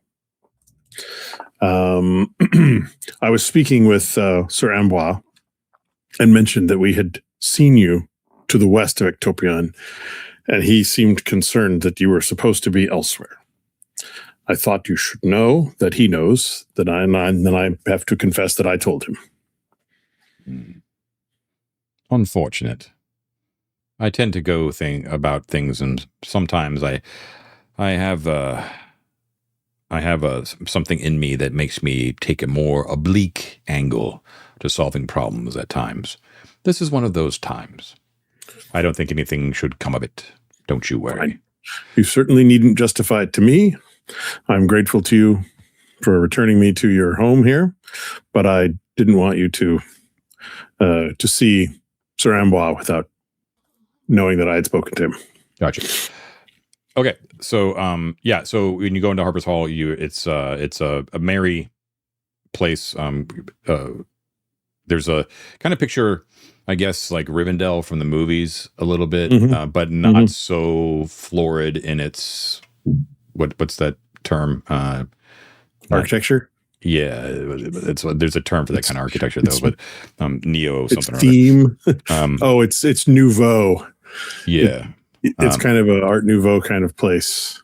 Right. So, but it's got that, but that whole notion of like the last homely house where people sing and tell stories and regale each other, that sort of thing, like they hold council, that's very much the vibe of Harper's Hall, is that a place full of song, a song and remembrance and lore, and but in a vaguely unsettling way, not the inviting way that Rivendell was. This one is more, you kind of go in there and it's like you're stepping back into the past, an imagined past that was probably more filled with glory than it likely was. So there's great murals and big books and lots of stories and sagas and songs told about almost exclusively about the days of Empire. And there's no songs, Gondor. No songs sung about the Wars of Worth or the Fisher King or Queen Ingomara or the Meteor Knight or any of that recent history. It's all about what used to be and an imagined nostalgic past. Well, I'm going to get a glass of wine or 12 and then go find the injured Iron Knight and poke him in the bandages and be like, what happened to you? I have left my spleen in the Darkholt, along with some other probably internal organs that are maybe not so important. You weren't using those? No. They were extra. The spares. Okay. Be careful with those boars, man. They are, they are not nice. But it will make a good story. I caught the peacock again. Oh. Sort of. Yeah. I keep finding that thing. I was hoping that you would join in with the friends when help me kill this thing at the very last minute. No, where did you go? I went to an amazing far off land. I know not where it was. There I saw rain. Did you go through an armoire or something? No, I just got lost, man. I'm sorry. It's okay. I killed a pig, but oh man, that hurt my feelings quite a bit. I see that. Well, so what happens now, John? I assume there'll be feasting and we'll sleep, and tomorrow we'll go back to Ectopion, kind of thing. If you like, yep. Mm-hmm. You can talk to anyone here if you want, or we can just skip ahead and we can go back to Ectopion. Well, I think it might be worth just asking a little bit about this Blossom Pool, like what if anybody else has heard of it and what it's supposed to do. I think he was after it to try to remove a curse or something. Could ask about that. We could. We could stir up some trouble, and at the feast, we could call for the minstrel to sing the Lay of the Queen or the Song of the Fisher King or something like that, and see what happens.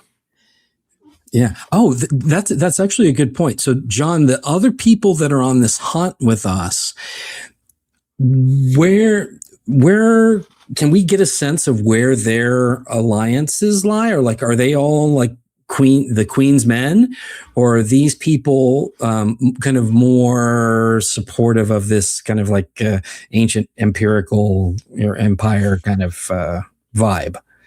I would say the majority of people are probably good Queen's people. I mean, as far as you know, you don't really know. You would assume that almost everyone is, but the only people that you would be sure that have probably their own interests at heart would be the member, ironically, would be the members of the Sidereal Guard that are actually on this hunt. I wouldn't say that all of them are there, but because they're all to a man, lesser sons and daughters of the houses, that they're probably, got other ulterior motives. Yeah. Okay. Yeah. So unless there's ripe rumors of what this Blossom Pool is, if we can find that out, that's great. And if not, I think I will drink myself until I'm at a point where I can pass out and heal, taking advantage of this hospitality. Right. Okay. So the general impression you get is that most people don't know what the heck you're talking about. Some of the locals, though. So some of the staff here at Harper's Hall and some of the other members of House Poietes who are here, they laugh at you when you sort of mention it, but they do know of it, but they know of it as a children's tale, much as Sir Ogan has claimed as well. But Sir Ogan seems to be hell bent on finding it. Seems to have some sort of reason to believe that it does exist. Right.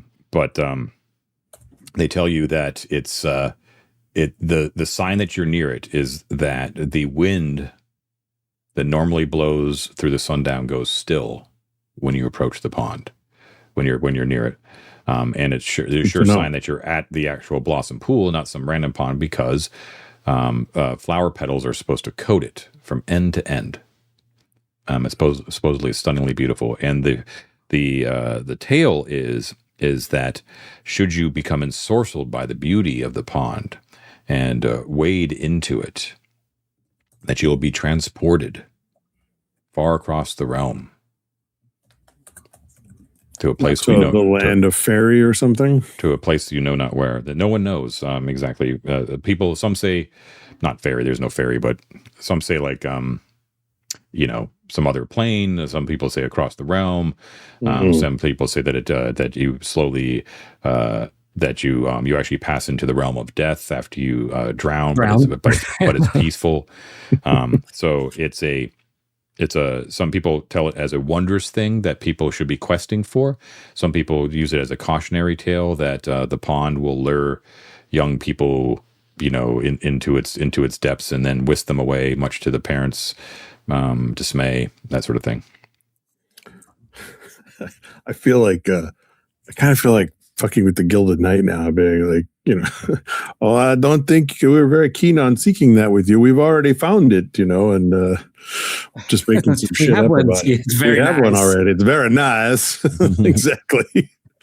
That's pretty interesting. I kind of want to it's getting late. I kind of want to get back to Actopion and we should go. Yeah. I apparently is my idiom now that I cannot keep a horse. Yeah. Sadly, I'm down another one. So hopefully they have. I think Big Spruce can give you a ride back to town. Well, what are you going to do?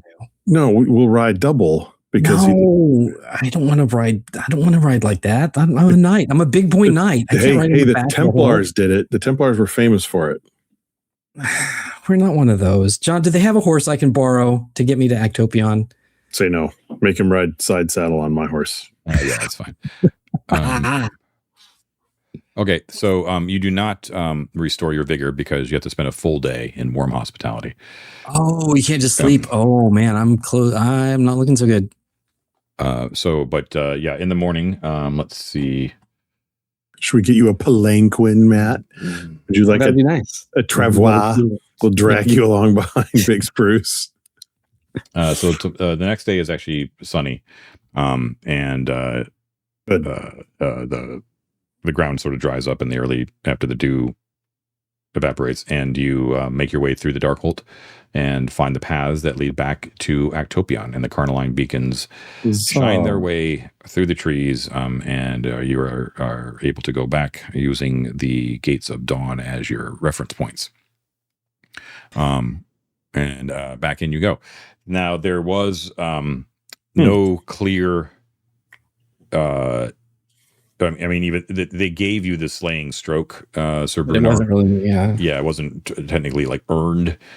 So although the Queen heaps praise upon you, the entire crew for managing to slay the boar, no one is awarded the crumpled crown. But we'll assume that the skin was brought back. You probably feasted on it at Harper's Hall. But the fur will be displayed in a place of honor here in the Fisher King's Hall. All right. That's fair. So taking this kind of as an advantage, like I would want to rest a day at least to try to like heal up so that I'm presentable, at least not, spilling my entrails. But in that day, can we request an audience with the Queen for the next day so that we can heal up and then try to talk to her? Cause I still want to get this, some of this information, shared with her. Sure. Okay. In that day of rest, I would like to send a note to Sir Ambois, asking for when it is at his convenience, asking for his advice on a steed for Sir Brunor. Okay.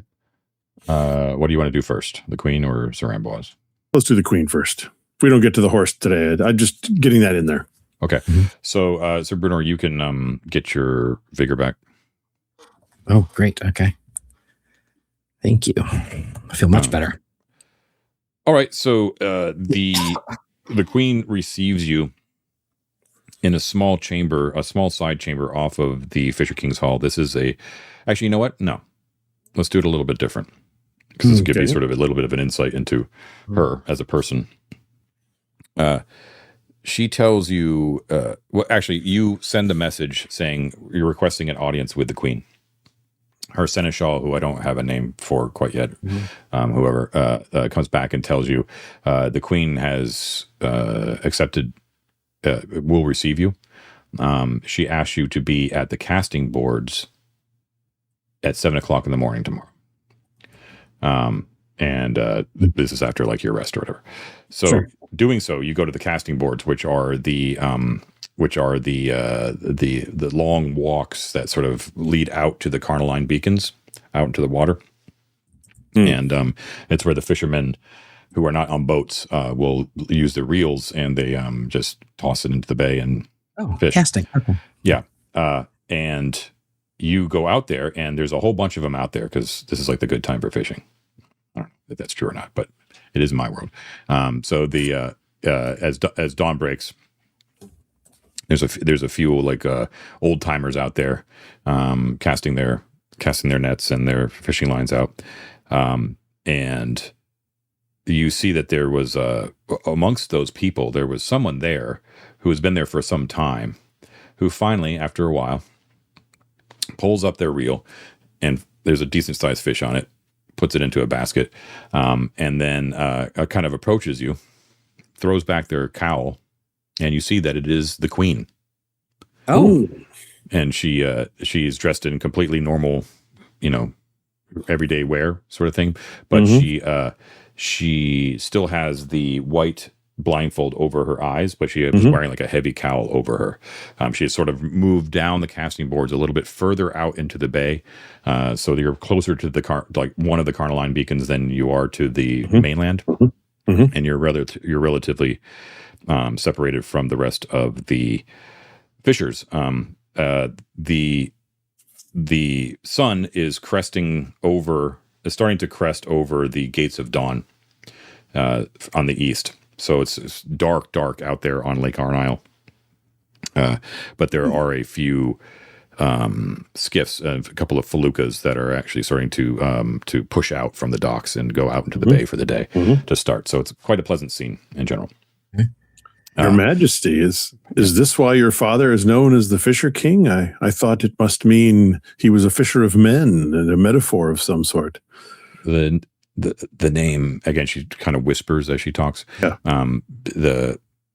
She smiles and she says, the name has taken on a life of its own to mean many things to many different people for different reasons. But in my mind, he will always be my father, the fisherman. And this is how I remember him. I often think of him when I come out here. A beautiful story. It is, and it is quite a fish you have caught. You are quite skilled. Thank you. Now, your reason for the audience. Your Majesty, there is much to tell. I believe that you have heard of our entry into this land and the tales of the great citadel and the light that cast across the land. Yes. There is, and he kind of looks around to make sure that there's nobody else in earshot, and he'll go on to tell her not everything in detail, but the story of them confronting this watcher who, made this compelling case that, the realm is in danger. And as strangers to the land, we didn't know, we hadn't met her. We didn't know. We heard of her reputation and we honored it. But, here was this other person that we did not know of at all, claiming that the future and the safety of this land depended on something, and it was beyond our ken, really. And he will tell her that this watcher, this person in the tower, prophesied that the meteor knight would leave. Had to leave, I think. Had to leave this realm.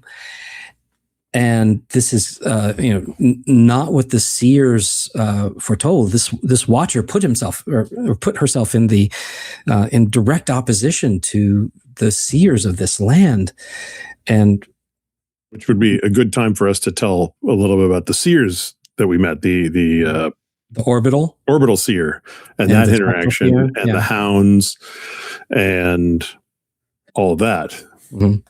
So yeah, so we spill, John. We spill the tea. Our tea. Okay. She listens to you. She's not you can tell that she's not being dismissive. But she tells you that disturbing news, and I don't doubt a word of it. The way I see things, though, is that I attempt to hold to my oaths as well, and one of which is to honor the Seers. And in so doing, if I have to make a choice, I will abide by the wisdom of the Seers when it is forthcoming, as it so often is not. But when it is, I shall attempt to abide by that rather than this strange foreign being that has entered the realm and caused much disruption. I will keep this so-called prophecy in mind, and I will indeed have a word with my Meteor Knight and see what he may have to say about it. I thank you for delivering this information. Is there anything that that could tempt the Meteor Knight away from his honored duty to guard the what's it, the sun, the Daystar? Daystar, sorry. She says there is nothing that I would know of that it would that would cause the Meteor Knight to shirk his duty.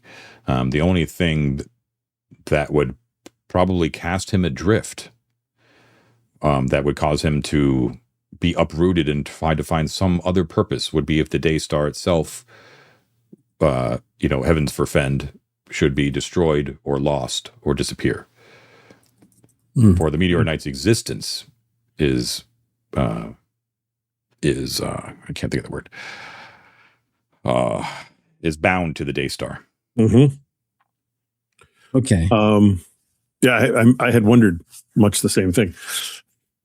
I will make the offer, if it would be helpful to Her Majesty, that we could attend her as corroborative witnesses at a meeting with the Meteor Knight, if she thought that would help. The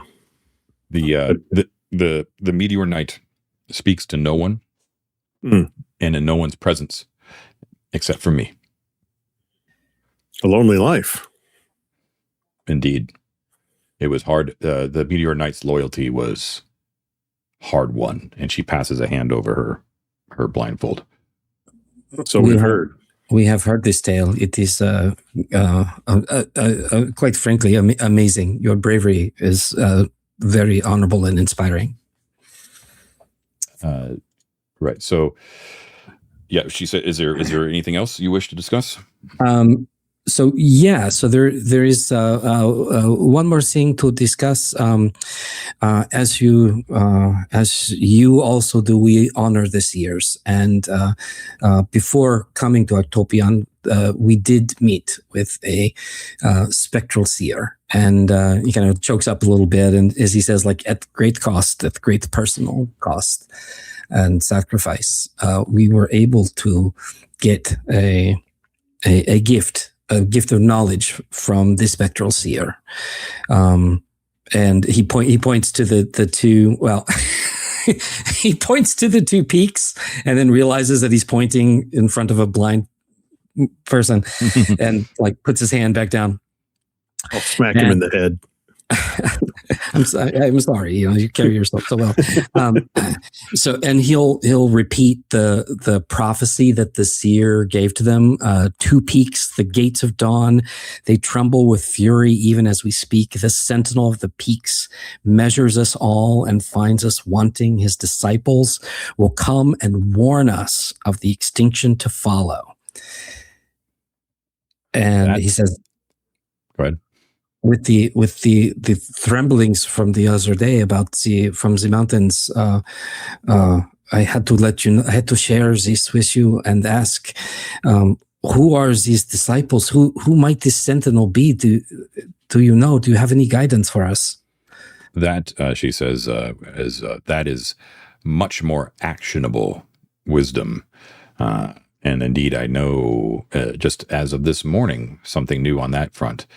Indeed, we all felt the anger of Boros and Nodius, Notos and Boreas the other day. And if this came from the spectral seer at great price, then it is words that we should indeed heed. But it is true, part of this prophecy already, for there is someone who has there is a group of people who have requested to speak with the Sidereal Guard this morning. Not with me. The Sidereal Guard, apparently, as is their wont these days, she says ruefully, has decided not to hear these petitioners' pleas. They claim that they have other things to do, better things to do. I don't remember giving them quests to go on, but they sort of tend to their own business these days, much to my chagrin. But they await us outside the Fisher King's Hall. I myself am interested in what they have to say, and perhaps you would attend me. Absolutely, Your Majesty. It would be an honor. I have heard tales of volcanoes and things like that, angry mountains of fire. Is that the sort of thing you think that could drive away the meteor knight? Are these two things linked? I don't. She does not know. She repeats herself, saying that only like the destruction or disappearance of the Daystar would compel the meteor knight to leave. Hey, cool. May I ask if it is allowed to say? We've heard about this Daystar, something that fell from the sky, a piece of rock or metal. Does it have powers, or is it merely of the heavens? I say merely, but a thing of heavens that we possess as a treasure, or does it do something? She smiles ruefully again, kind of a tired smile, and she says, "The Daystar," and she sort of throws up her hands, "is the Daystar. It has been part of this realm. It is the defining feature of the realm for millennia, since before the time of Empire. It has been here, for it was here where the Daystar landed, and according to legend, created a massive crater. That crater is far below Daystar Keep now. And in that crater is where the Sidereal Guard meets, and where the Meteor Knight protects the Sidereal Ark in the deepest depths of Daystar Keep. Does it have powers? Some say that it is a piece of that it is a piece of the land. Although if it came from the sky, I don't know how that might be the case. There are some seers and some eccentrics who claim that it is a sign from the gods, from the spirits of nature, from the worm itself, that perhaps it is a blessed melding of sky and earth at the same time, something that was meant to be. There are even some, although they are usually ones that are the first to go insane, that claim that it is a piece of the city. Oh. Yes, wow. and she looks at you knowingly through her blindfold, and she says, "Yes, I too have the visions. I see you do as well." As she sees like the recognition in your eyes. Yeah. I like that story. That gives me chills, Your Majesty. I like that one. Well, that is much to ponder. Perhaps we shall have more to ponder after meeting with the disciples. This has been a worthy conversation, and I am glad that we had the distinct pleasure to converse outside of rote ceremony. Though I still hold you to your oaths that you have taken. Do not take them lightly. And she places a hand on both of your shoulders. She doesn't have Pulchrin, by the way. She's just herself.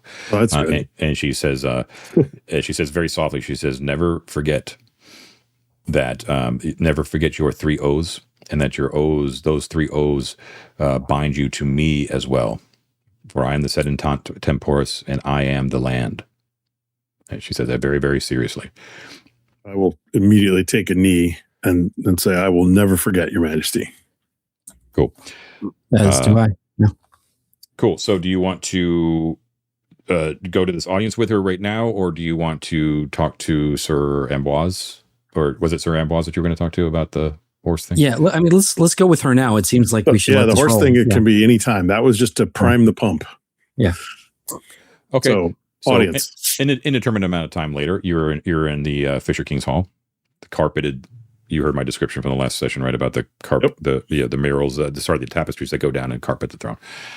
So this time she's much more regal. She has you stand to either side of her as honored sort of attendees, but you're not alone.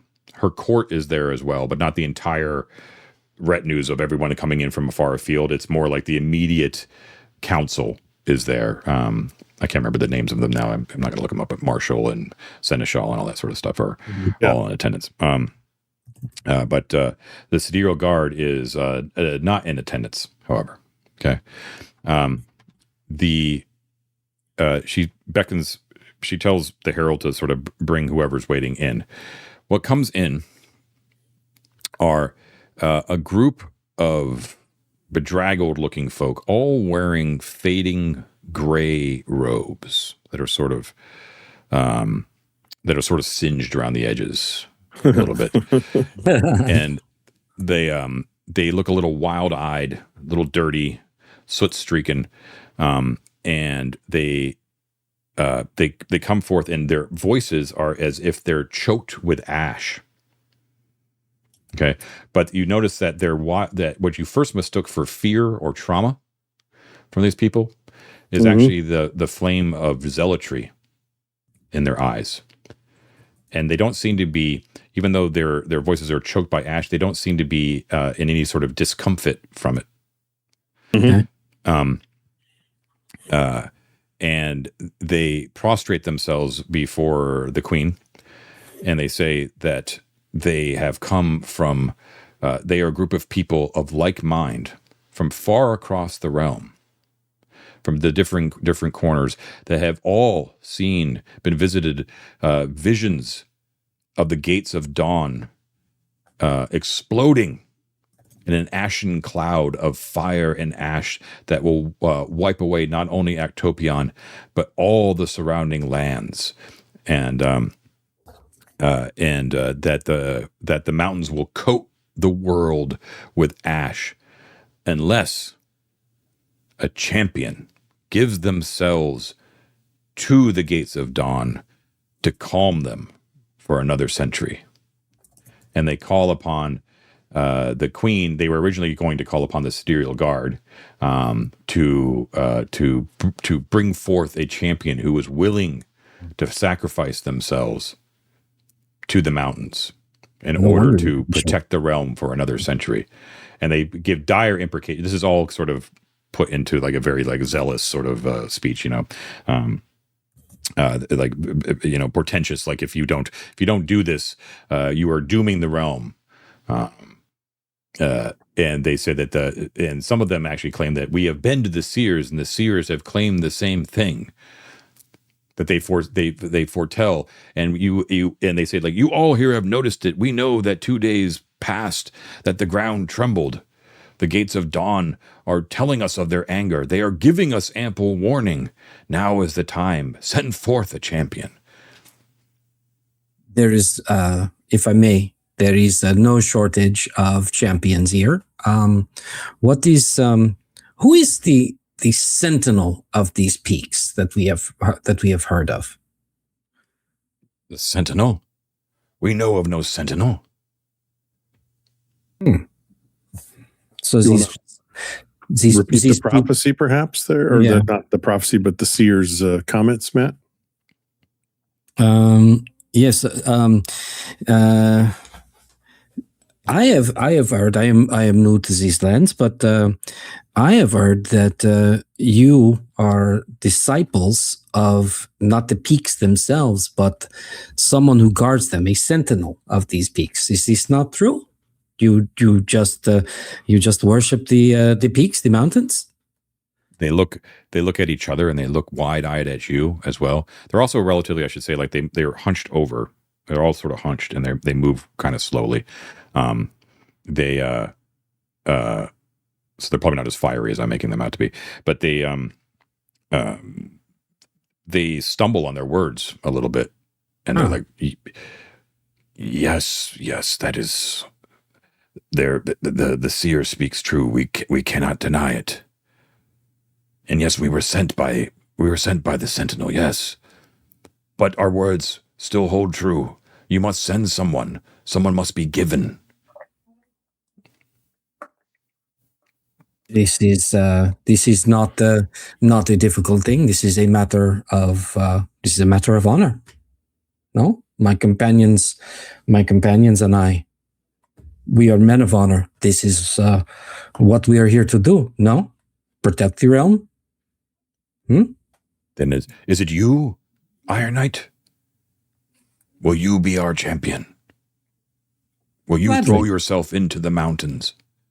It sounds kind of painful, but if honor demands it, my honor will answer.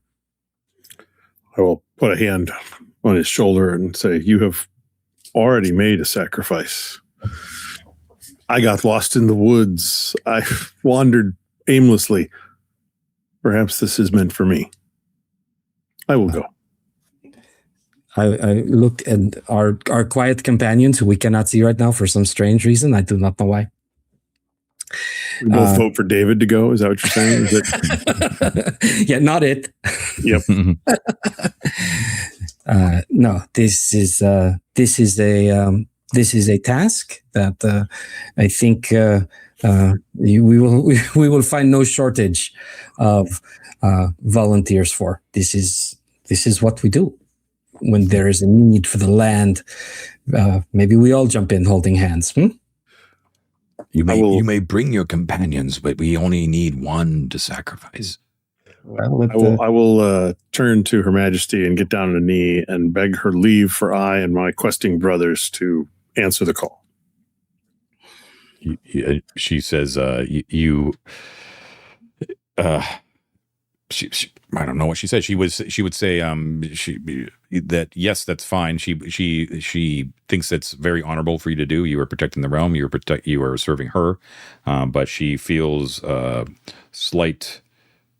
She's a little bit sad that you're going to willingly sacrifice your life for the realm as you have not been long here, but your names will be remembered for all time. Should that fate befall you. That's why we do it, lady. I mean, it's about the glory, you know.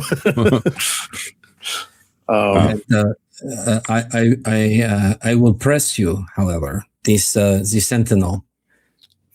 What is their name? How do we call them? They just tell you to refer to him as the Sentinel. The Sentinel. All right, that's kind of okay. Admittedly, kind of a cool name. So they tell you at your earliest convenience to make your way to the Gates of Dawn. Are the Gates of Dawn an actual gate to the city, or are they like the sort of two peaks, right? The metaphorical space between the two peaks? That. Okay. All right. We're going to need a horse for you, man. So you are under no obligation to, again, this is sort of like the stuff of legend sort of thing. So there's no real, technically, like time constraint, right? Yeah. So is there anything else you want to do before we shut down for the night? Let's go see Amboise about a horse. Oh yeah. That would be great. Okay. Right. So Amboise tells you that, what do you ask him? Well, basically, we've heard that he is an expert in horses, and my companion here has nobly but sadly sacrificed his in for the pursuit of the greater good of the realm, and we have yet another quest to undertake, and we were hoping that you might point us in the right direction to find a steed worthy of one such as the Iron Knight. This is true. I have no need to ask for charity here. If there is some service I can provide in exchange to prove my my worth and honor of such a steed, I would gladly do so. He taps his lip a little bit, right? You're like in some chamber on Daystar Keep, and he's not wearing any armor. But in that case, yeah. He thinks and he ruminates for a little bit, just tapping his lip and looking at you carefully, Sir Brunor. And he says, there is something that you may be able to help my family with. My duties here as Knight Commandant don't permit me to travel to my ancestral lands often, for I have much to do here in the seat of power. But indeed, House Hippotrophius resides in... hold on one second. Sorry. Where are we? Hippodrome. No, there's a... So let's go to Mira. So the his ancestral lands actually are... So... start over, I can't speak. You see my cursor? Yeah. Yes. This area right here. So the chunk of land in between Lake Arnile and the Adamant Expanse is known as Actopia. All right. Is that particular stretch of land dominated by Actopion, obviously. So right. River at the north, mountains at the south. Yeah, Arnile in between Lake Arnile and Adamant Expanse. The ancestral home of House Hippotrophius is in those lands. Okay. He tells you that there is a road that connects. It is the only road in the realm, an ancient imperial road, but is still quite heavily used because it connects Actopion to Allstone Keep in the northeast. If you follow that road, you will see the monument of Croylhenge off to the west, off the road. If you make for it, you will not only get to visit that lauded site, but you will also find the House Hippotrophius there. There is something that is causing us causing my family much dismay, I have heard. Should you be able to help them with their current predicament, then you can be sure that you would have your pick of the finest horses that House Hippotrophius has to offer, and that run through the fields in Actopia. This sounds very fair, and a way not only to provide some help to an honorable house, but also to honor my lost companion. I think it is a worthy step. It would be a worthy quest, indeed. And I do not know the details, unfortunately, but word has come to me that my family is in a bit of distress. Apparently, it has to do with missing people amongst the staff there at the house. Ooh, a mystery. Okay, well, I was hoping for a more immediate loner, but a quest for a proper horse, I guess, makes more sense than here's your new horse. To prepare for our journey to the gates, huh? Now, hospitality would get you like like a typical steed, like a normal one. But if you wanted like a full-on knight's charger sort of thing, then it's much more of a deal. A cool horse. Yeah. All right. That's pretty good, worthy setup. Okay. Like it. Cool. So we'll stop a little bit early because you've got a couple of different leads and stuff that you could do that you go on, or you could do your own thing as well. But I'll put the question to you guys now. Do you want to time skip? And if so, how far in the future do you want to go?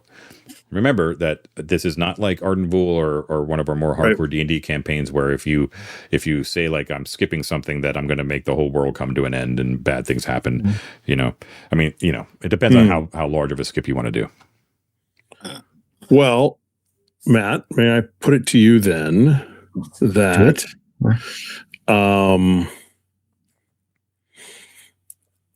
knight should not ride to an ultimate fate at the gates of dawn without a proper steed. That's exactly where my head is. Yeah. So if the other guys are amenable to it, I'd be up for. Yeah, we just skip ahead to we're wandering in the plains somewhere looking for their house, something like that. Is that what you meant, John? Yeah. So if you're looking, I think you guys have this page. It's page 17. Time.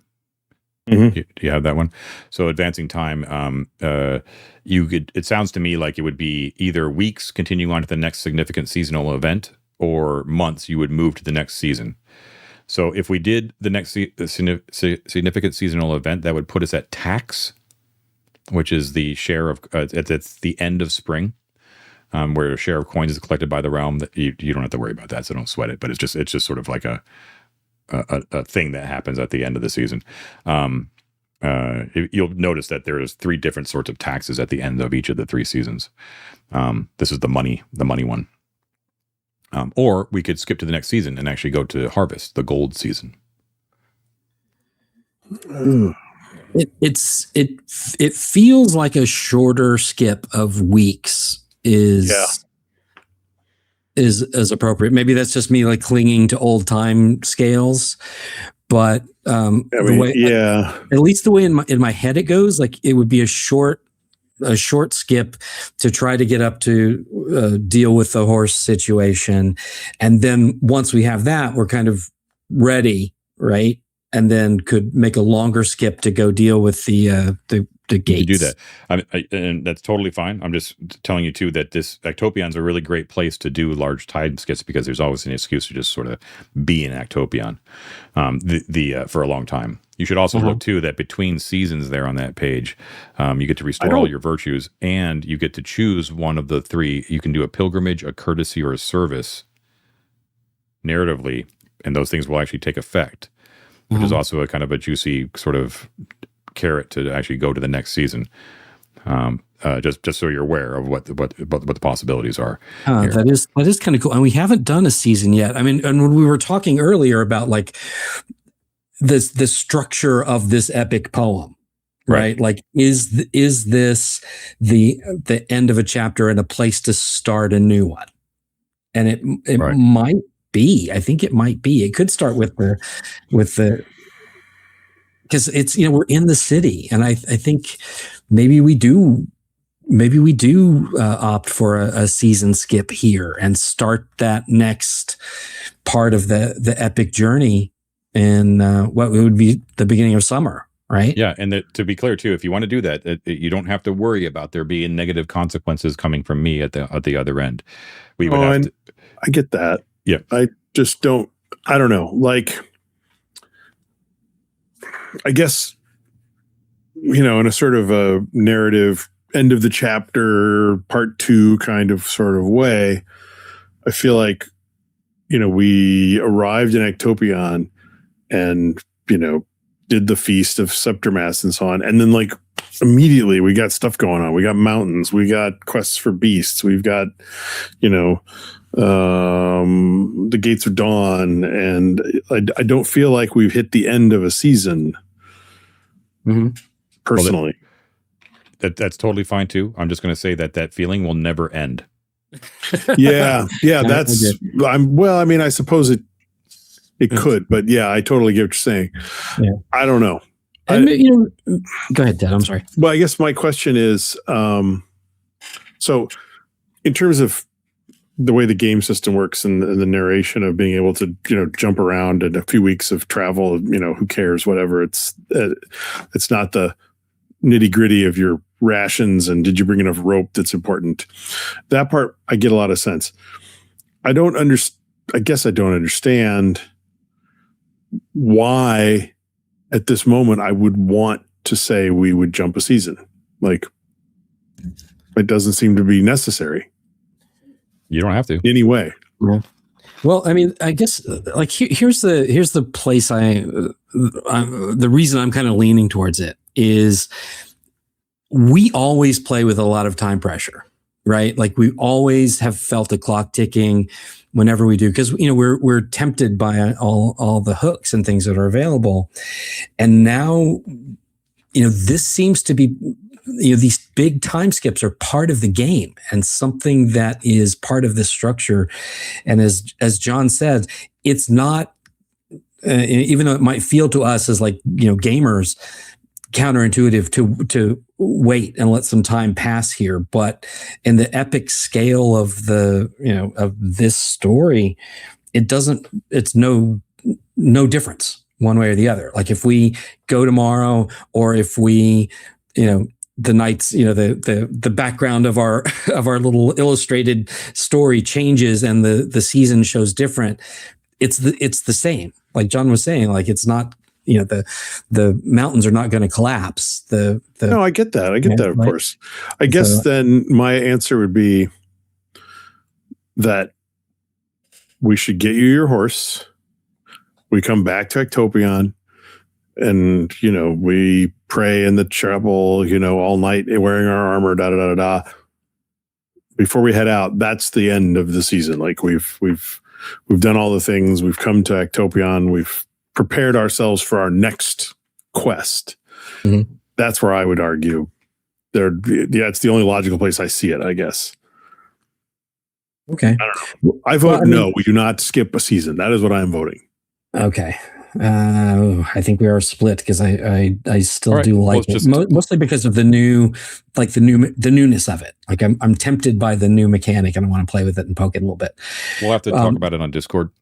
Yeah, I think it'll probably be the end of the next session. You can yell at these guys for not coming up with a clear decision, and you're gonna have to wait. I gave a clear decision. I voted no, and I voted yes. We'll have to see what the group decides next time. Okay, so that will do it. Thank you all for watching. This has been episode 6 of our Mythic Bastionland campaign. Thank you one and all for continuing to watch and or listen. Thank you especially to our Patreon members. I forgot to actually call out that if you do have a couple of extra bucks per month, you might want to think about hooking us up with a Patreon subscription, because you'll get access to our exclusive Return to Domawood campaign, which is only available to paid tier subscribers, and that is ongoing, and we're having a great deal of fun with it. True. But yes, thank you to all of our paid tier subscribers, our explorers, our delvers, and especially our conquerors. Ted had the distinct pleasure tonight to read those names aloud. Go forth, Ted. It is a distinct pleasure, and I am distinctly pleased to say these names: Bad Quail Games, Black Knife Media, Noah Green, Chad Verslewis, Lost Among the Stars, Phytobot, Sir Reluctant Knightsy, Bastionland, Menelaus, Governor of Schadenguard, Dapper Dinosaur, Berwin, Glintwine, Incunabuli, Scoom, The Reformed Knight Lacks Inspiration this week, Lucifer, Chris Ackroyd, Jaron Goodman, 3C_273, Narrative Erection, Adam McKinney, Iohet Nolafew, Do Not Go Gentle Into That Good Night, Heath Gordon, Soul Slur, Ryan Gunter, Chris Harvey, Bren Kneecleaver, Sorcerius, Bob Toasters, Chris Milan DM, Crayon Box, Oxian, Erica, Hunkering Like Commoners, Being for the Benefit of the Mirror Knight, Roasted Hogsmeade Campaign Crux, Awkward Silence Fades into Absurdity, Dogleaf, Good Old Dirty Biggest Stickus, Z-Bill, John Busek, Eric Mader, Mark Dyson, Carl Stephenson, Necrotic Gnome, Derek B., Bob Seeger's Night Moves, Eric Manley, Iron Fox Gaming, Boogie Night, Jeff, Jofo, Brutes Monkeys, The Hot Dog Night of the 7-Eleven Rolling Table, The Mighty Martian, Noah, AJ, His Frisky Instrument of Truth.